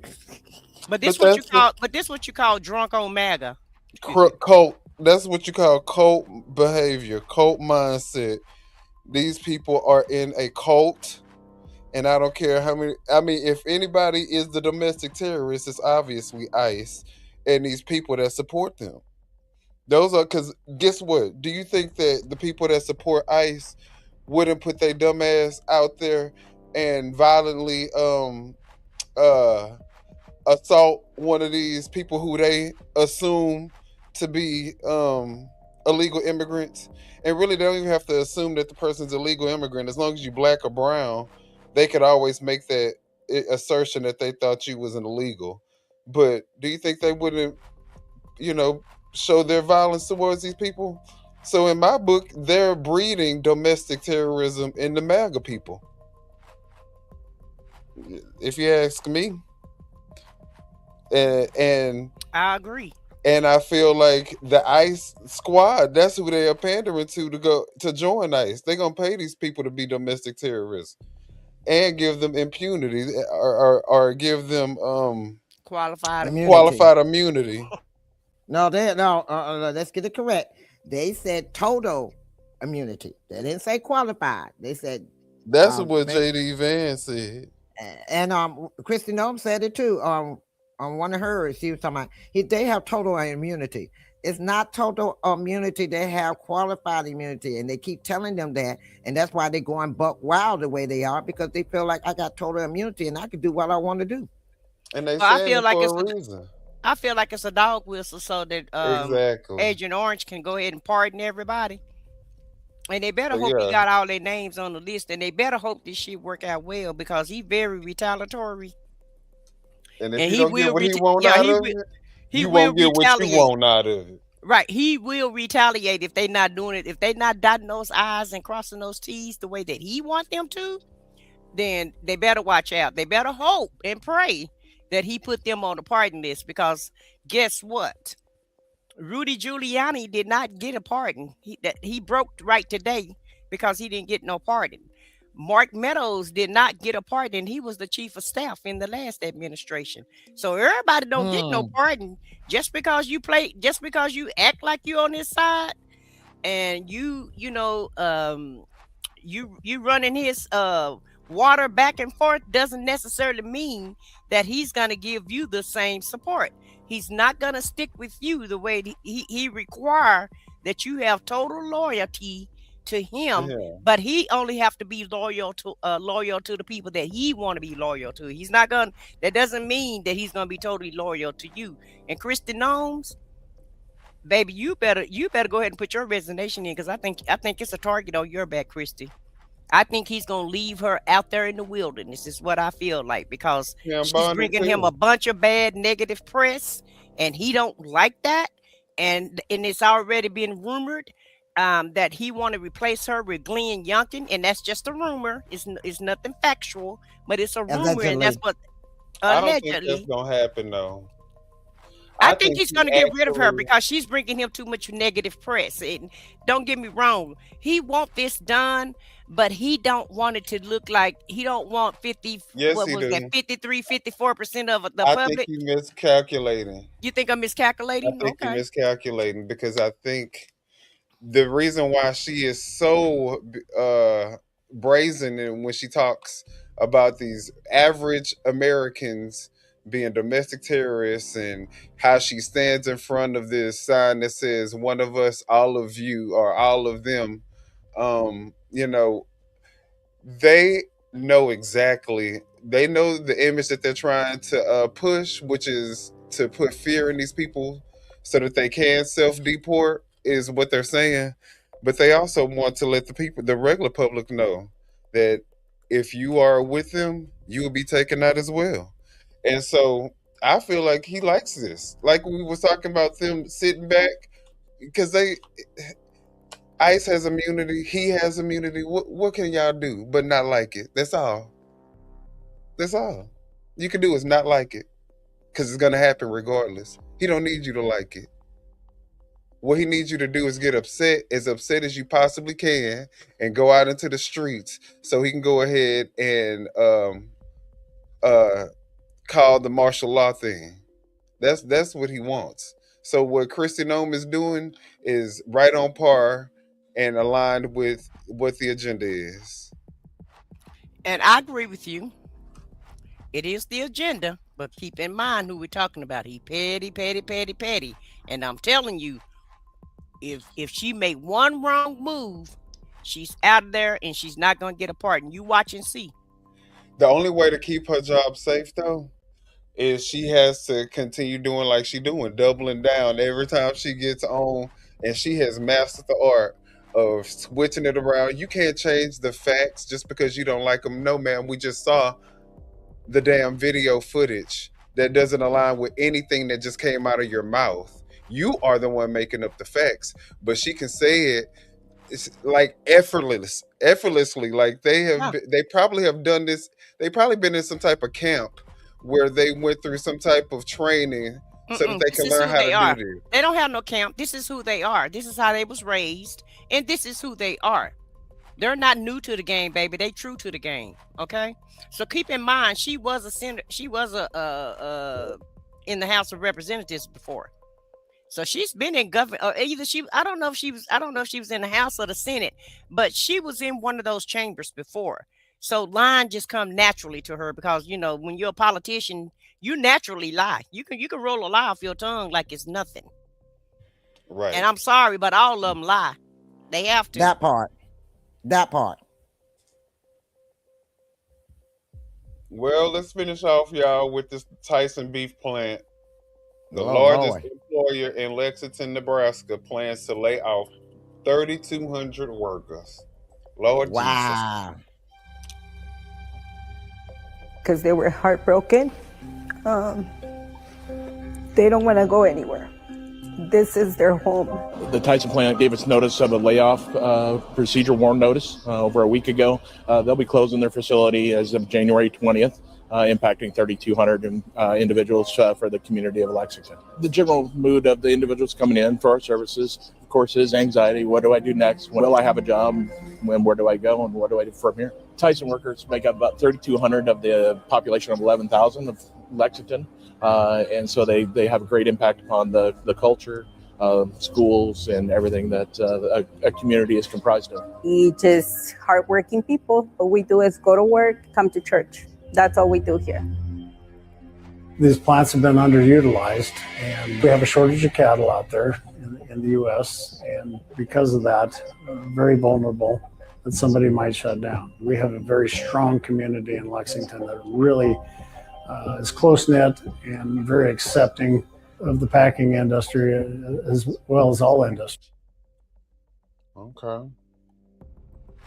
Well, it's good to know that they're close knit because they're gonna need to lean and depend on each other to eat, and possibly maybe need to borrow some electricity from each other and water. They're gonna have what's those what you call them, those extension cords that the construction people would use. What are those extension cords called?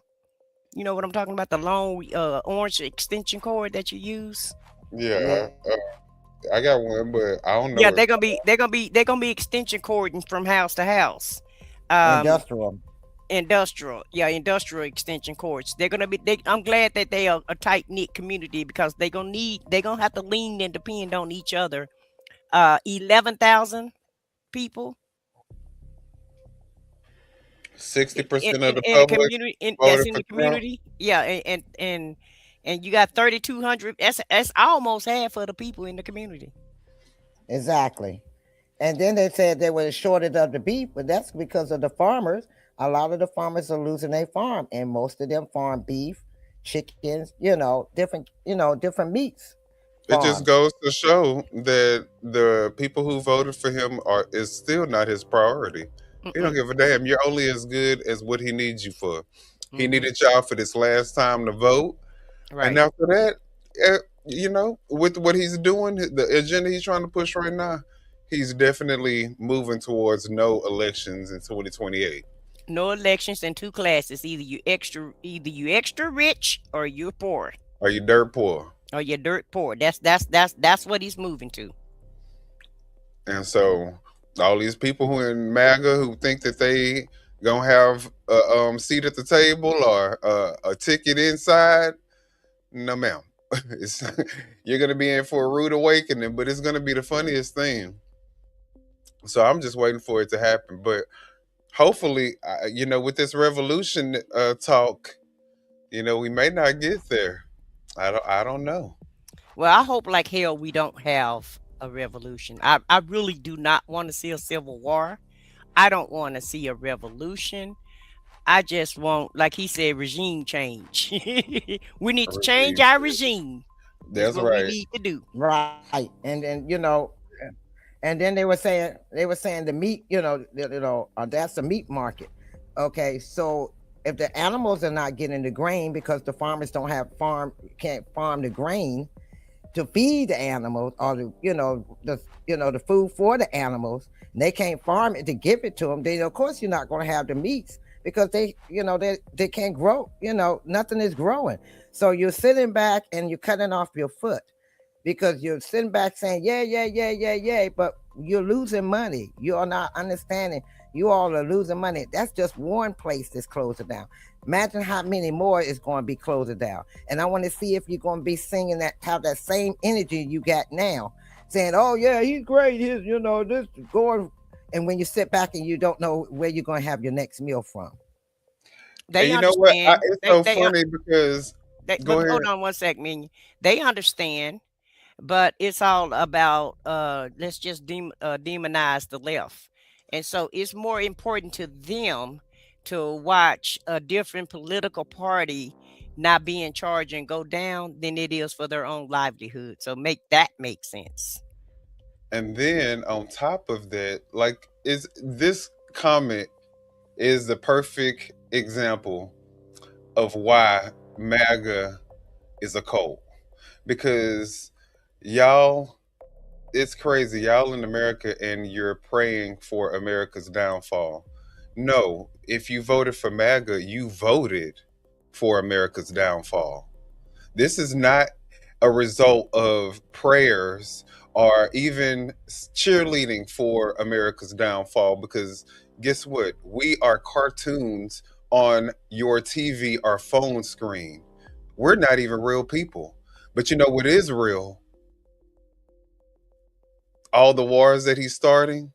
What is real is the 3,200 jobs that are being lost by Tyson. What is real is the man losing his eye because of an ICE incompetent, untrained agent that was given a badge and 50,000 extra dollars to round up anybody who is black or brown. No, those are the real things that are happening, and those are the things that you guys voted for. So And if Renee anybody, Good, don't forget about her. and it's assassination. Y'all call it a murder. I call it an assassination of Renee Good. Point blank to her face. and two to the side of her body. Come on now. Is this what you wanted for And don't America? forget about Porter, Keith Porter. They got him too. So we just don't talk Oh, about the him. list goes on. This is only a fraction of what has occurred just within the last few weeks. So if we're going to talk about people talking about the downfall of their own country, no, it's people like you who are the reason for the downfall of the country, because you guys voted for this. And not only did you vote for it, you're still standing 10 toes down, doubling down on what is going on. Just because they can't admit that they made a mistake. Meanwhile, NATO, the European allies, and all of the people across the globe are figuring out ways to disconnect from the United States economically, in trade, services, everything. Security. So if you think that us talking real life and bringing it on this show is us praying for the downfall of America, then you are the problem and you are the reason why America will fall. If there's more people like you. And they got to remember you got to remember, y'all talking about the trade. A lot of the iPhones that y'all love so much, the Apple phones, the iPhones, you do know that the parts are coming from overseas, right? If So you go to work, parts start coming you from won't overseas, have. you won't be getting no more upgraded iPhone. First off, half these Nimrods don't even know how to use their phones. They just get them because they were told that it was the latest thing to do. So these are all sheeple. These people don't have brains of their own. They do what the mass tell them to do. They do what mainstream media tells them to do. And it's evident in, again, this same person's comment where he says, if you go to work, you want. I think he meant won't, but it's usually MAGA who, can't spell, read, or write, have to worry about where your next meal come from. Meanwhile, we just actually showed a video of 3,200 employees being laid off. And we done lost over 1 million jobs in the first year of this administration. Yeah, it's just hospitals they gone. was going to work. Clinics gone. No, they was going to work. No, they was going to work to try to feed their family, because they were pulling themselves up by the bootstraps. And at the end of the day, exactly. This is like Nazi Germany. He's pulling the playbook from Hitler all day long. They got Hitler propaganda on the .gov sites. They got the Confederate flag all on the government websites. And I guess they'll realize when their families are in a concentration camp. I guess when everybody go to a concentration camp, that's when everybody gonna figure it out. Well, like allegedly, or they start losing their land and their money. Then they start already saying, doing that. They already doing that. For. Farmers are already losing their farms and their lands so that J.D. Vance and the Afrikaners can take over. J.D. Vance buying up so many farms, he just laughing all the way to the bank. Oh, and let's not forget Bill Gates, who is the largest purchaser of private real estate in America. So, I mean, there's that too. And we're giving money to other countries. We giving money to Argentina, but you're not giving money to your United States, but you giving our money to Argentina. Yeah, everybody make that comes make sense. Before, all the other countries come before America. Like, we don't even get health care. In fact, the little that they did give us towards our health care, they took that away. So, I mean, we still get crumbs. And then they, not even crumbs anymore. Like I said, they took away the little that they were given to subsidize the low income families. Now you got to just figure it out and fend for yourself. Who While macro But then, we'll give who billions. the biggest recipients of subsidies is MAGA. But we'll send billions to what's the countries that we've been sending money to? 40 billion. Look, this is what you Argentina. said. Argentina. Argentina. Uh-huh. Yeah. And now we want to buy Greenland and we want to buy Greenland so bad And don't that forget Agent Orange got money in Qatar now. Don't forget that.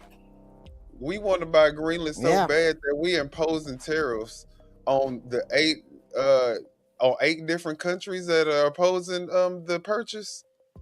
So I mean, this is crazy. And put y'all passports up because you ain't And gonna be then, able to travel nowhere either because travel bans we got travel bans on everybody, but guess what? Everybody got travel bans on us too. They say don't even come over there trying to visit none of they land. So stay at home. And look, Greenland, Canada got free. They got free health insurance. Greenland got free health I was just about insurance. to say, you Mexico got got free free health insurance, free education. They like, right, and we sitting over here charging for everything because we Right. now, can't. ain't We don't that have nothing crazy? free, and we do free. Ain't that crazy though that we got so much money Right. that we willing to go buy Greenland? Mm-hmm. Greenland, this little small, country, and they can still afford to give all of their residents free health care, free education. Do we still have that clip of that lady from Greenland who said that she wouldn't even want to be in? Greenland wouldn't even take their $100,000. Yes, let me Please let play me that get it. clip. Play Let that me clip get for the that clip. people. Roll that good bull bean footage. Tell you how much Greenland want to be a part of the United States. Let me find this video. I don't even know why we didn't even put that in our presentation, and I meant to You tell know, you that. I know, we definitely should have. Yeah, because Greenland don't want to be a part of the United States, and the United States already had bases over there and was doing And they everything they said wanted they to are do. willing. They said, now look, we are willing to work with y'all. We will let y'all bring more bases. You could, whatever you need, but we're not selling Greenland. And my thing is that should be good enough. Because why, if they're willing to give, why do we need to buy Greenland? Can we buy our own residents' health Well, they care had. and educations? This work. Remember, they stopped them from getting medication from Canada because the medication was cheaper. They were stopping. People are going across the Mexico border. Now you don't want them to come across our border, but we going across their border to get their medication because the prices here so high. So that when she closed the gate, the president of Mexico closed the gate. Everybody was upset. They wasn't upset that they closed the gate that we couldn't go. Visit them coming over here. They was upset because people couldn't go over there and get their medication because they've been getting their medication from there. Yeah, and Mexico So now said all of a sudden, yeah, Mexico said don't come over there either. Over there enjoying they margaritas and shit. Right. Yeah, I don't even know what this damn video is. Of course not. I'm trying to find it. But you want to know what? While I look for it, I want us to. I'm going to play this. Okay. Came to this interview on my free will. No, there was nothing promised to me for doing this interview. Excellent. Yes, everything that I say at this interview will be the truth. I met Donald Trump at some parties I attend that I was working for Mr. Jeffrey Epstein. There was about 3 or 4 times that I had encounters with Donald Trump. I was 13. The first time that I met Donald Trump was at a party at Jeffrey Epstein's mansion. There was an orgy going on, and he was kind of watching off in the distance, and he basically asked if I could come over and give him a hand job. And At first, I wasn't very comfortable with it. This was like my first or second, first party, and I didn't, I didn't think that that was my responsibility. But my recruiter told me that I needed to do it, so I agreed to. And then he, I began to.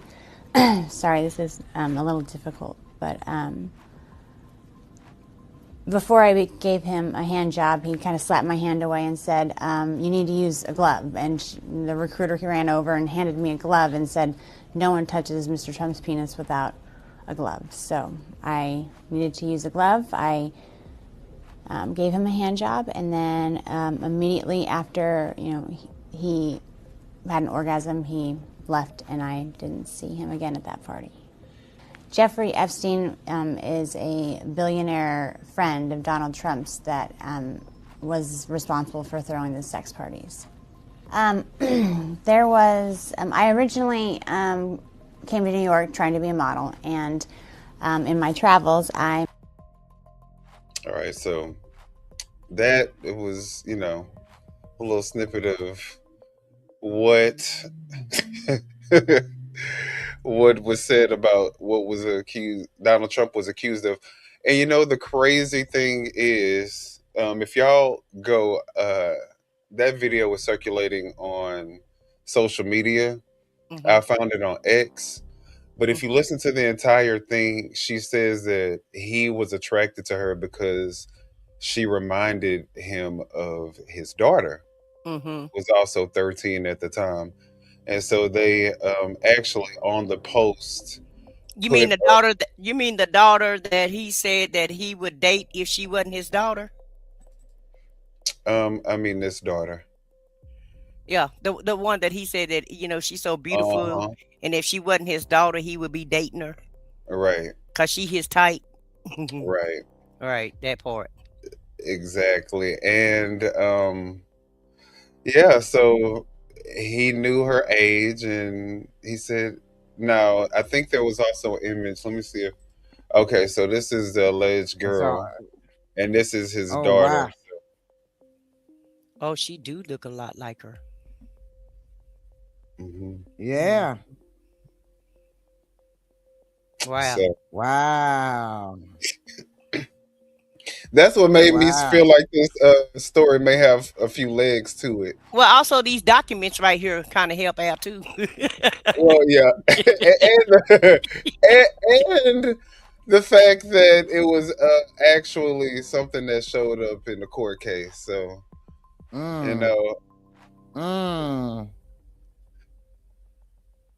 yeah, interesting. As they say, interesting. But I mean, people will make up their own clip. Oh, I found it too. But you found it? Yes, and on private chat. But people will come up with their own conclusions. It's like, it's fake. It's fake. Anytime you have any type of evidence, it's all fake news and it's all AI and it's wrong and we're full of crap. And anytime you bring any facts, to the light, then MAGA, they can't believe that, because when you're in a cult mindset, you can't believe what's real and what's not. Right. And so of course you're gonna dispute it. Of course you're gonna make hay of it or what have you. And of course it's fake news, but this is documents that's filed in the courthouse about the things that he's done. But she part of the reason why we're going through what we're going through now. Right. Okay. Because all roads lead back to what? Trumpstein. Trumpstein files. I found the video on YouTube. So let's look, and this is off Hook Global. And all the other content, we definitely want to make sure that you guys, I should have been shouting those people out, but you guys can see where we're getting the content. Usually it's on the content itself, but y'all are more than welcome to go look at the interview yourselves on the actual channel. Can y'all hear we that? don't really value cash and Kardashian lips and fake Yeah, boobs yeah, and we stuff can like that hear it. very Hold highly. on a second. Actually, you Pause it cannot for a even sec. own land in Greenland. Now, this is a politician from Greenland. Just to give you an introduction of who this lady is, she's a politician, so she knows exactly what she's talking about. It's not just a resident or, a citizen of Greenland. She's an actual politician. Let me start it over. So I think Trump doesn't know about Greenlandic people. We don't really value cash and Kardashian lips and fake boobs and stuff like that very highly. Actually, you cannot even own land in Greenland. You can get an allotment for your house and then you own the house on top of the land. But Greenlanders don't believe in the land is for one person, is for everyone. And so is the seas, like the riches that we have there. So it's a big miscalculation that he thinks that Greenlanders would be incited by cash or something like that. We're not. And even if you were to say like $100,000 per person or something like that, we wouldn't give up free healthcare. We wouldn't give up free education. We wouldn't give up being a part of Europe. We wouldn't give up on our sovereignty eventually. And we're a very sovereign people within the Kingdom of Denmark. We're autonomous right now. We do not want to be rich like the Americans are. See how greedy they are. They're even trying to shoot their friends or invade their friends just for greed. And we know that there's minerals and oils possibly in our underground, and that's worth so much more even than that. But even if we didn't have that, we would still not be bought. This is the 1,400 hours a year you waste. Oh yeah, so yeah, this is the actual website. So we got the commercials going, but everyone here knows about the Inuit in Alaska and all of the native tribes, Indians, American. Yeah, y'all do what they say right here. Tap subscribe right now, and let's keep it. So they not like the Kardashians. They don't excite them. They don't motivate them. They don't care about trying to build. Botox. Yeah. Them her lips. And living right. See, that's what they be paying for, to get lips like that. But yeah, Caroline Levitt. See, there's some real lips right there, Caroline. She ain't got no needle holes in her lips, Caroline. She ain't gotta go to the tanning salon to get this color. She ain't gotta go get no tan. She ain't gotta pay no money. Them her cheeks, them her lips, them her teeth. All of that is her.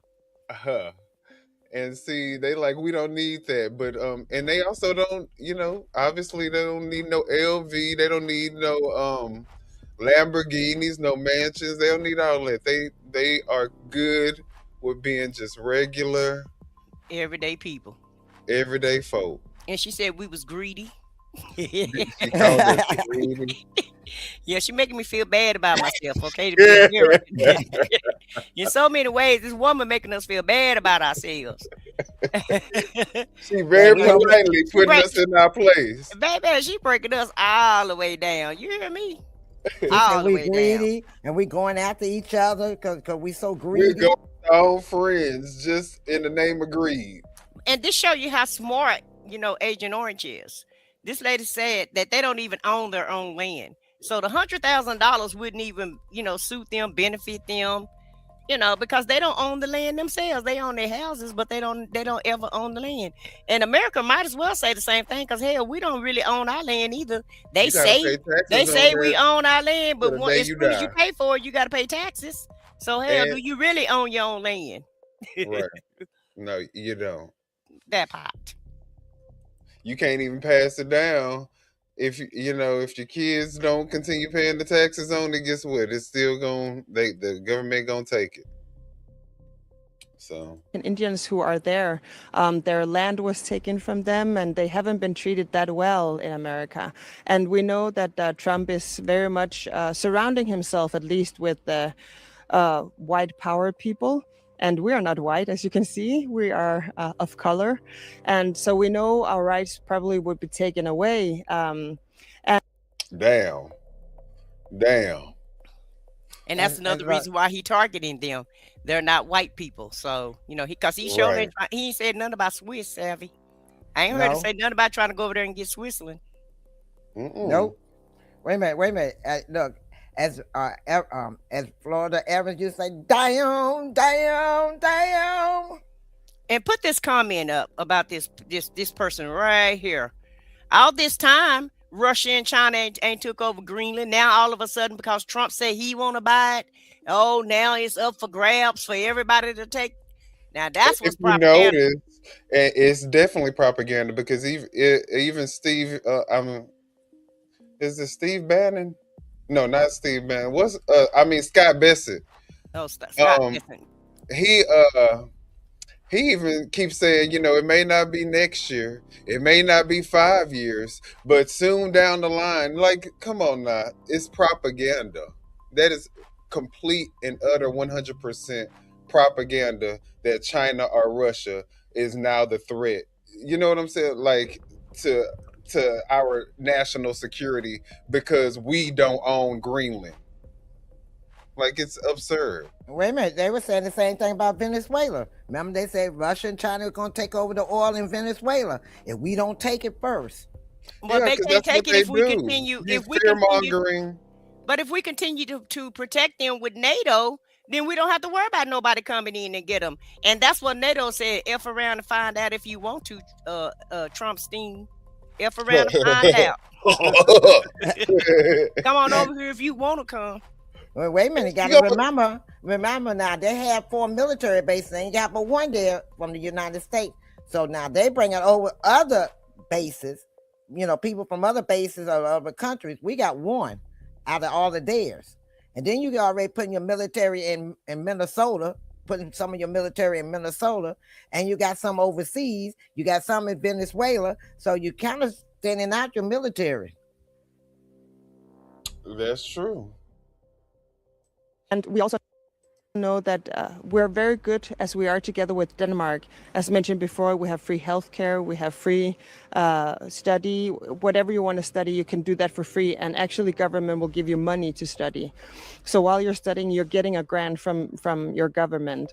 So all of that we wouldn't trade for, like the welfare state. We wouldn't trade for anything in America. But also, you have to remember, a lot of Greenlanders have family, like their mother or father or grandmother or grandfather who's Danish. We do have a 400 years history together or more in terms of being interconnected in that way. So, and we're also seeing a lot of protests in America right now that is unsettling with the ICE agents who are sort of going after a lot They of even looking people. at And ICE.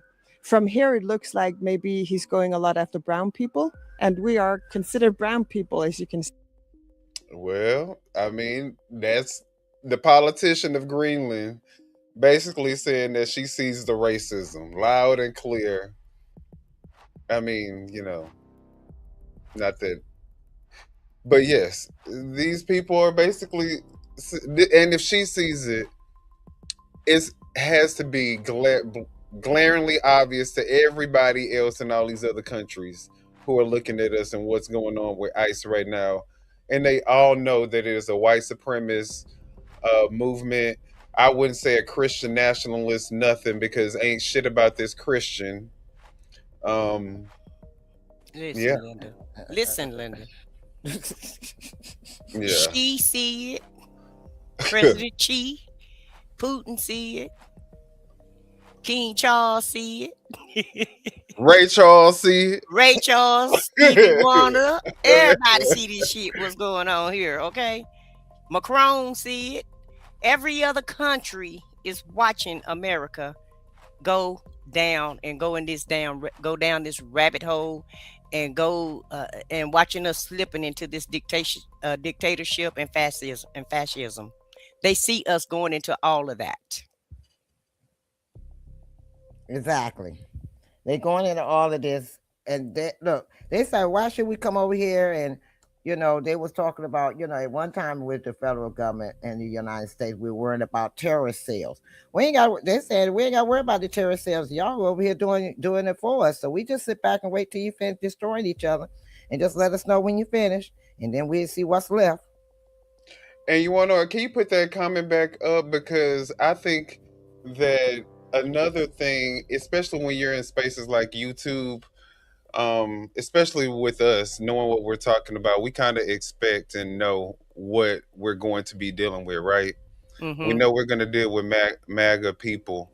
And I think that trying to close yourself off to in a silo where you only hear things that you want to hear, and you create an echo chamber that only align, where you're only listening to things that Mm-hmm. align with your beliefs, is not the place that we need to be in right now. I think we need to see.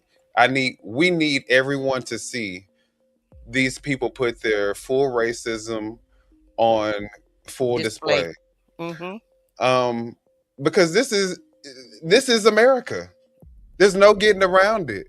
We don't need to try to shelter ourselves from what is going to eventually hit your front door.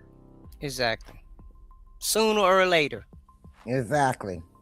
So let's let them spew all of the hateful comments that they want, so that the public, and that's the reason why I put the show comments on the stage, because I want everyone who watches this show to see the type of comments that people come in here and put.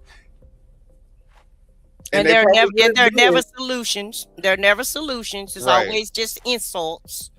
And like we say, everybody entitled to their own opinion here. But yes, you're not going to attack people in the chat, and you're not going to attack the panel. But you definitely are welcome to put whatever you think in this chat, and whatever you think about the content. You more than welcome to put that in the chat, because we're going to say what we're going to say, and we're going to believe what we want to believe, and we feel like you guys have the same right to do, feel the way you feel. So yeah, we don't care about that. And also, we give opinions on both sides. There was right and wrong with Biden. There was right things with him, wrong with him. Obama. We ain't got to explain ourselves. No, you ain't got to explain nothing to them. They can listen to our content. But they always want to blame Biden for everything. But Trump ain't never done nothing wrong. That man ain't did nothing wrong. Mm-hmm. Yeah, that Biden train is chugging Derailed. away. Listen to this, y'all. Y'all see this? Joe Biden is probably the biggest racist. Like when you running, I've ever heard on the internet. Maybe Jesse Smollett. It's like these people know they be trying to use these words. These y'all ain't got spell check on y'all phone. Yeah, they can't even spell racist. Lord Jesus. All right. See, so yeah, we would rather stay with Denmark. Thank you. America has had up to 17 bases here, and they have closed them all down except for one, the Bidufik Space Base. And America could amp up the base presence, their military presence, and even their military capabilities here all they wanted to. So that is not the argument. And of course, everyone in Greenland knows this. We may not be many, but we read, we're educated, and we know about the news of the world, right? Especially regarding our own country. So we know about the treaties that we have with America. This is very much akin to when you have a dog sledge team, when he's using that analogy, and one of the dogs all of a sudden turns around and bites you. You have to take it out of the kennel. You have to take it outside and shoot it. Of course, we're not going to shoot Americans. We're peaceful people, but you cannot trust that dog anymore forever. America has 10,000 soldiers who are for combat in Arctic society. Finland alone has 35,000. We also could impose, if we wanted to escalate stuff, we could also impose like dropping. So she's saying basically, if y'all fucked over me once, shame on you. But if I let it happen to me again, it's my fault. So now that we know that we can't trust y'all ain't getting that trust back. In addition to the fact that she's basically outlining some of the tactics or ways that they can respond by removing your troops. And then if there's other, allied countries that are willing to, back these people up, they can also have them remove their troops. And they are NATO right on their side, and we just got kicked out of NATO. So, Yep. If she's not finished, she's definitely going to continue to outline things that they can do But once she talks about it, we're gonna talk about the implications and what that could mean for America if they move forward with this. All American treasury bonds, right? That would hurt. Releasing all We American also have, treasury when you look bonds. at France and Canada and all of the allies that are coming to our rush right now, a very big arsenal actually of soldiers and of weapons especially. I mean, America had to borrow Denmark's warship for Arctic seas.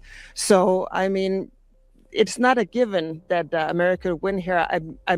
We fought alongside America in a lot of other wars around the world because we wanted to adhere to the treaties that we had gone through. But they have seen that some of the street fighting in Syria, for example, has been very, very hard on Western soldiers, right? I imagine it would probably be the same in Greenland. It would be like something else. So I wouldn't laugh it off, but of course nobody wants war and nobody wants to be invaded. Of course there are bad chapters with Denmark and Greenland because we have a 400-year history. But actually I also saw a YouTube video that kind of emerged recently that said American soldiers were very bad to some of our people here too in Asuk, which is a small settlement in here. Some of the elders that remember them also said, well, those guys were really not that good. So it really doesn't matter what happened between Denmark and Greenland. We'll figure that out. Denmark and Greenland is fine as we are. We will figure it out. If we want to be independent, Greenlanders should be able to decide that, not with pressure from a superpower somewhere. And we are well aware that if we became independent tomorrow, he would just invade us because he would have no problems with NATO, Europe, everything else. So I think he's banking sort of in a very insulting way that Greenlanders are like stupid, uneducated people who doesn't follow the news around the world, and we're not. It's the exact opposite. We're going to be here hundreds of years after Donald Trump. Even if he invaded us, I think we would just wait him out like bad weather. Everyone here knows that the weather decides. If we get a storm, we may have to hunker down for a day or two, and we will hunker down for a year or two, or even 10 years or 20 years, and then we'll go back to Denmark as soon as Trump and his likes were gone. Everyone wants a peaceful solution. Donald Trump is the only one who seems to wants to fight, and I don't even think the American military would want to fight. It just seems crazy and unhinged. It seems like he's going to pay off some of his wealthy donors so he can run for president a third time, to be honest. That's what most Greenlanders are thinking. We don't know, but that's what we're thinking. They already did a poll last year. 6% only was pro-American. I have seen a lot of videos on social media lately where they are saying, I'm sorry, I was wrong about MAGA, I was wrong about America. So I would think it would be even less percent now. So only 6% a year ago, and I think probably even fewer now. 85% overwhelmingly said no last year. As I said, I think the percentage is higher now. So no. Decisively no. Nobody wants NATO to be pitted against each other. Nobody. I mean, nobody, except maybe Donald Trump, and nobody knows why. We're thinking, is he too good friends with Putin, or what is happening here? Nobody wants Greenland to be a battleground. But we have seen a lot of nations kind of step up, and as I mentioned, they're trying to do the last friendly gesture towards America, as well as displaying we do actually have military capabilities. We still want to be friends.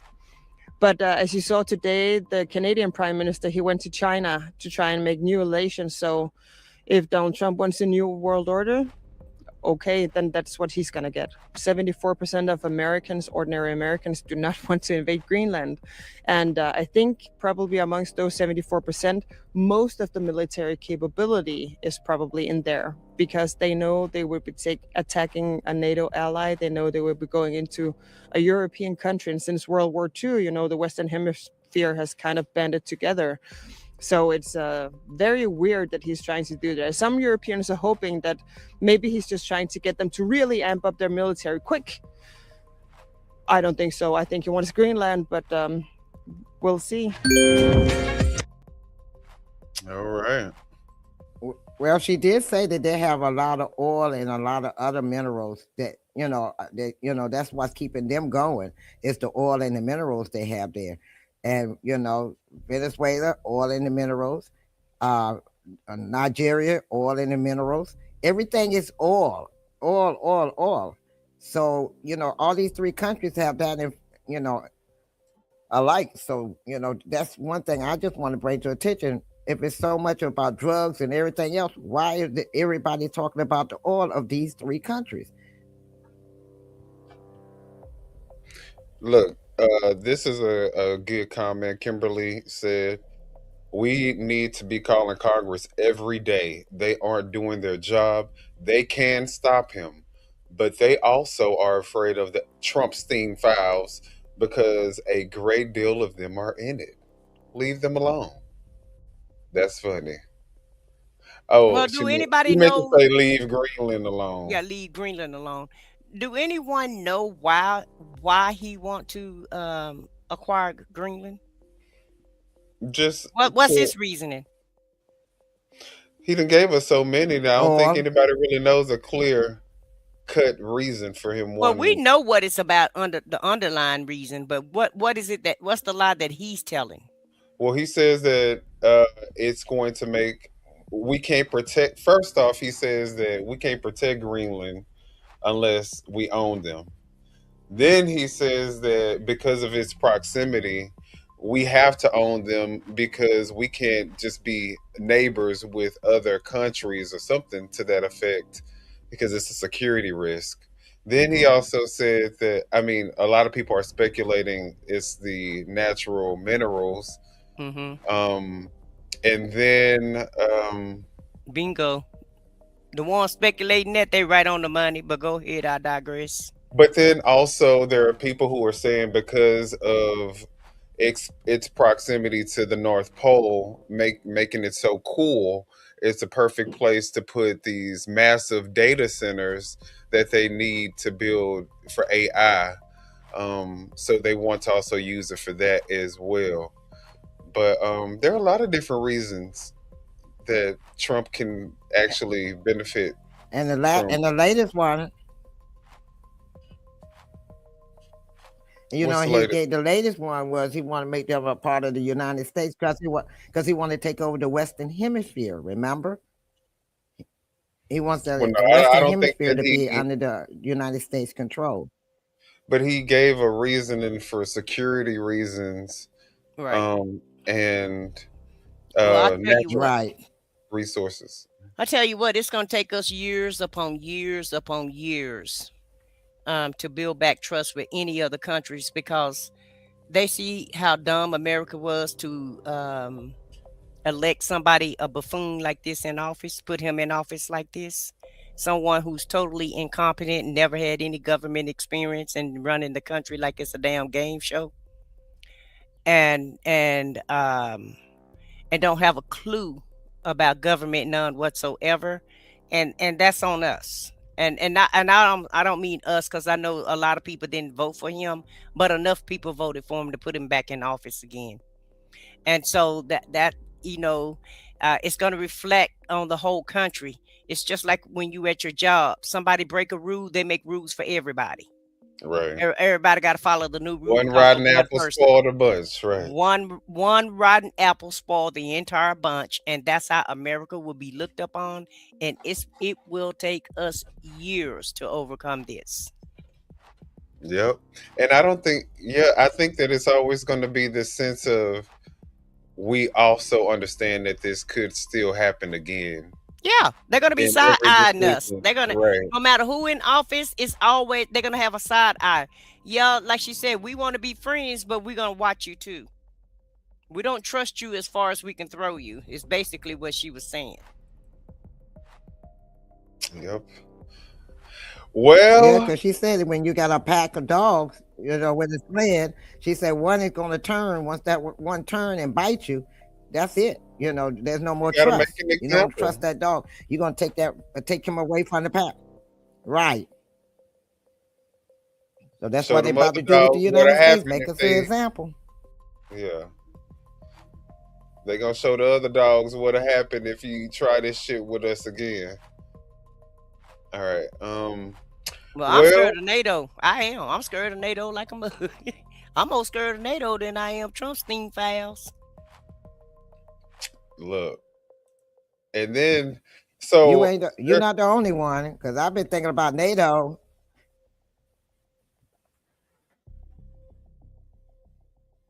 okay, so yeah, NATO is going to be a point of contention, but I mean, just think about all of the things that we're talking about at one time. We have NATO, then we also have a civil uprising that some people are calling the early stages of a revolution taking place within the United States. What do you think? What would happen if, like, all of the Democrats and all the liberals and all the people who don't like what's going on in America, what if everybody just took all of their money out of the bank and just stopped shopping for an entire day? I think that would completely disrupt the entire system. And then at that point, they would have no choice but to listen to And what not we pay the income tax on April 17th. and not pay that income tax. Yeah. So we'll see what this leads to though. Of course, guys, we ask that y'all hit the like button, subscribe to the channel. We're going to be talking about a lot of things in the next few days upcoming for the foreseeable future, because it seems like it's going to be back to back drama, chaos, headlines for all of 2026.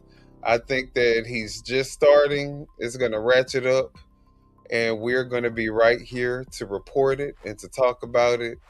And hey, if you guys like what he's doing, you guys are more than welcome to join the conversation in the chat. We do not discriminate, and there may be some opportunities for you guys to actually come up and debate us, or just give us your side of the story, your point of view, and maybe we can try to understand your perspective, your mindset, and not look at you as a cult member. But other than that, do you guys have any closing statements so we can get up out of here?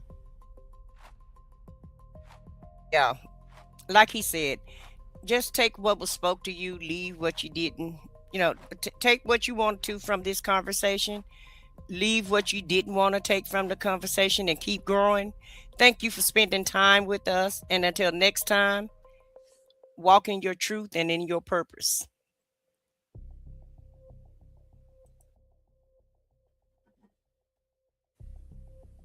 Also, do your research. Just don't go by, if you feel that we're not saying the truth, do your research. Really do a thorough research. Just don't skim. Do a thorough research and see what we actually said is true or not. Instead of spewing hatred or calling names, actually stop, do your research, check it out, see it for yourself, analyze it for yourself like we are doing. And thank you for coming in, and come back to see us again. All right. Well, with that being said, guys, we are out, and we will see y'all on the next show. Yeah, you know what time it is. No scripts, no filters, no fear. We said what we said and meant that. Off the record, yeah, we keep it real. No filter, shit, we say what we feel. Politics, stories, truth on display. Come on, we talk that talk in our own way. Off the record, minion the guy, let's go. Foxy to Roxy, 3 she go hard. I swear on everything, that is exactly what he said right here in the studio. That is the funniest thing I have heard all week. So hard, Lizzie with the facts she never miss. Nah. I said what I said, that's the twist. Off the record, yeah, come and catch the vibe. Where real ones talk and the truth survive.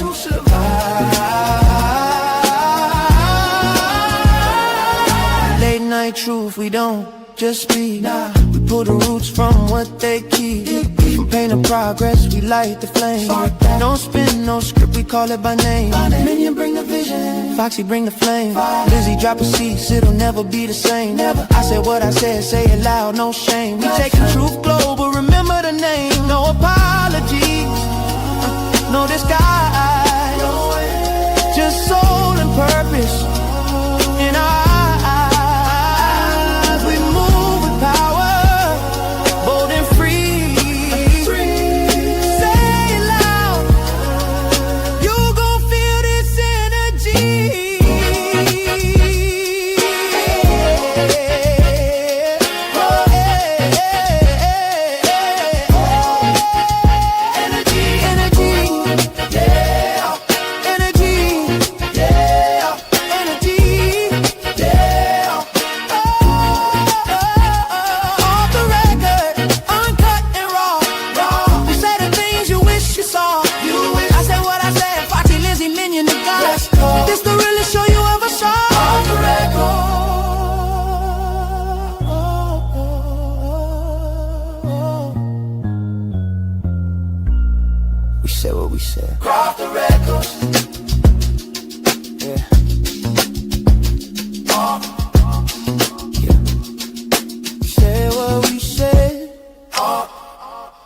the record.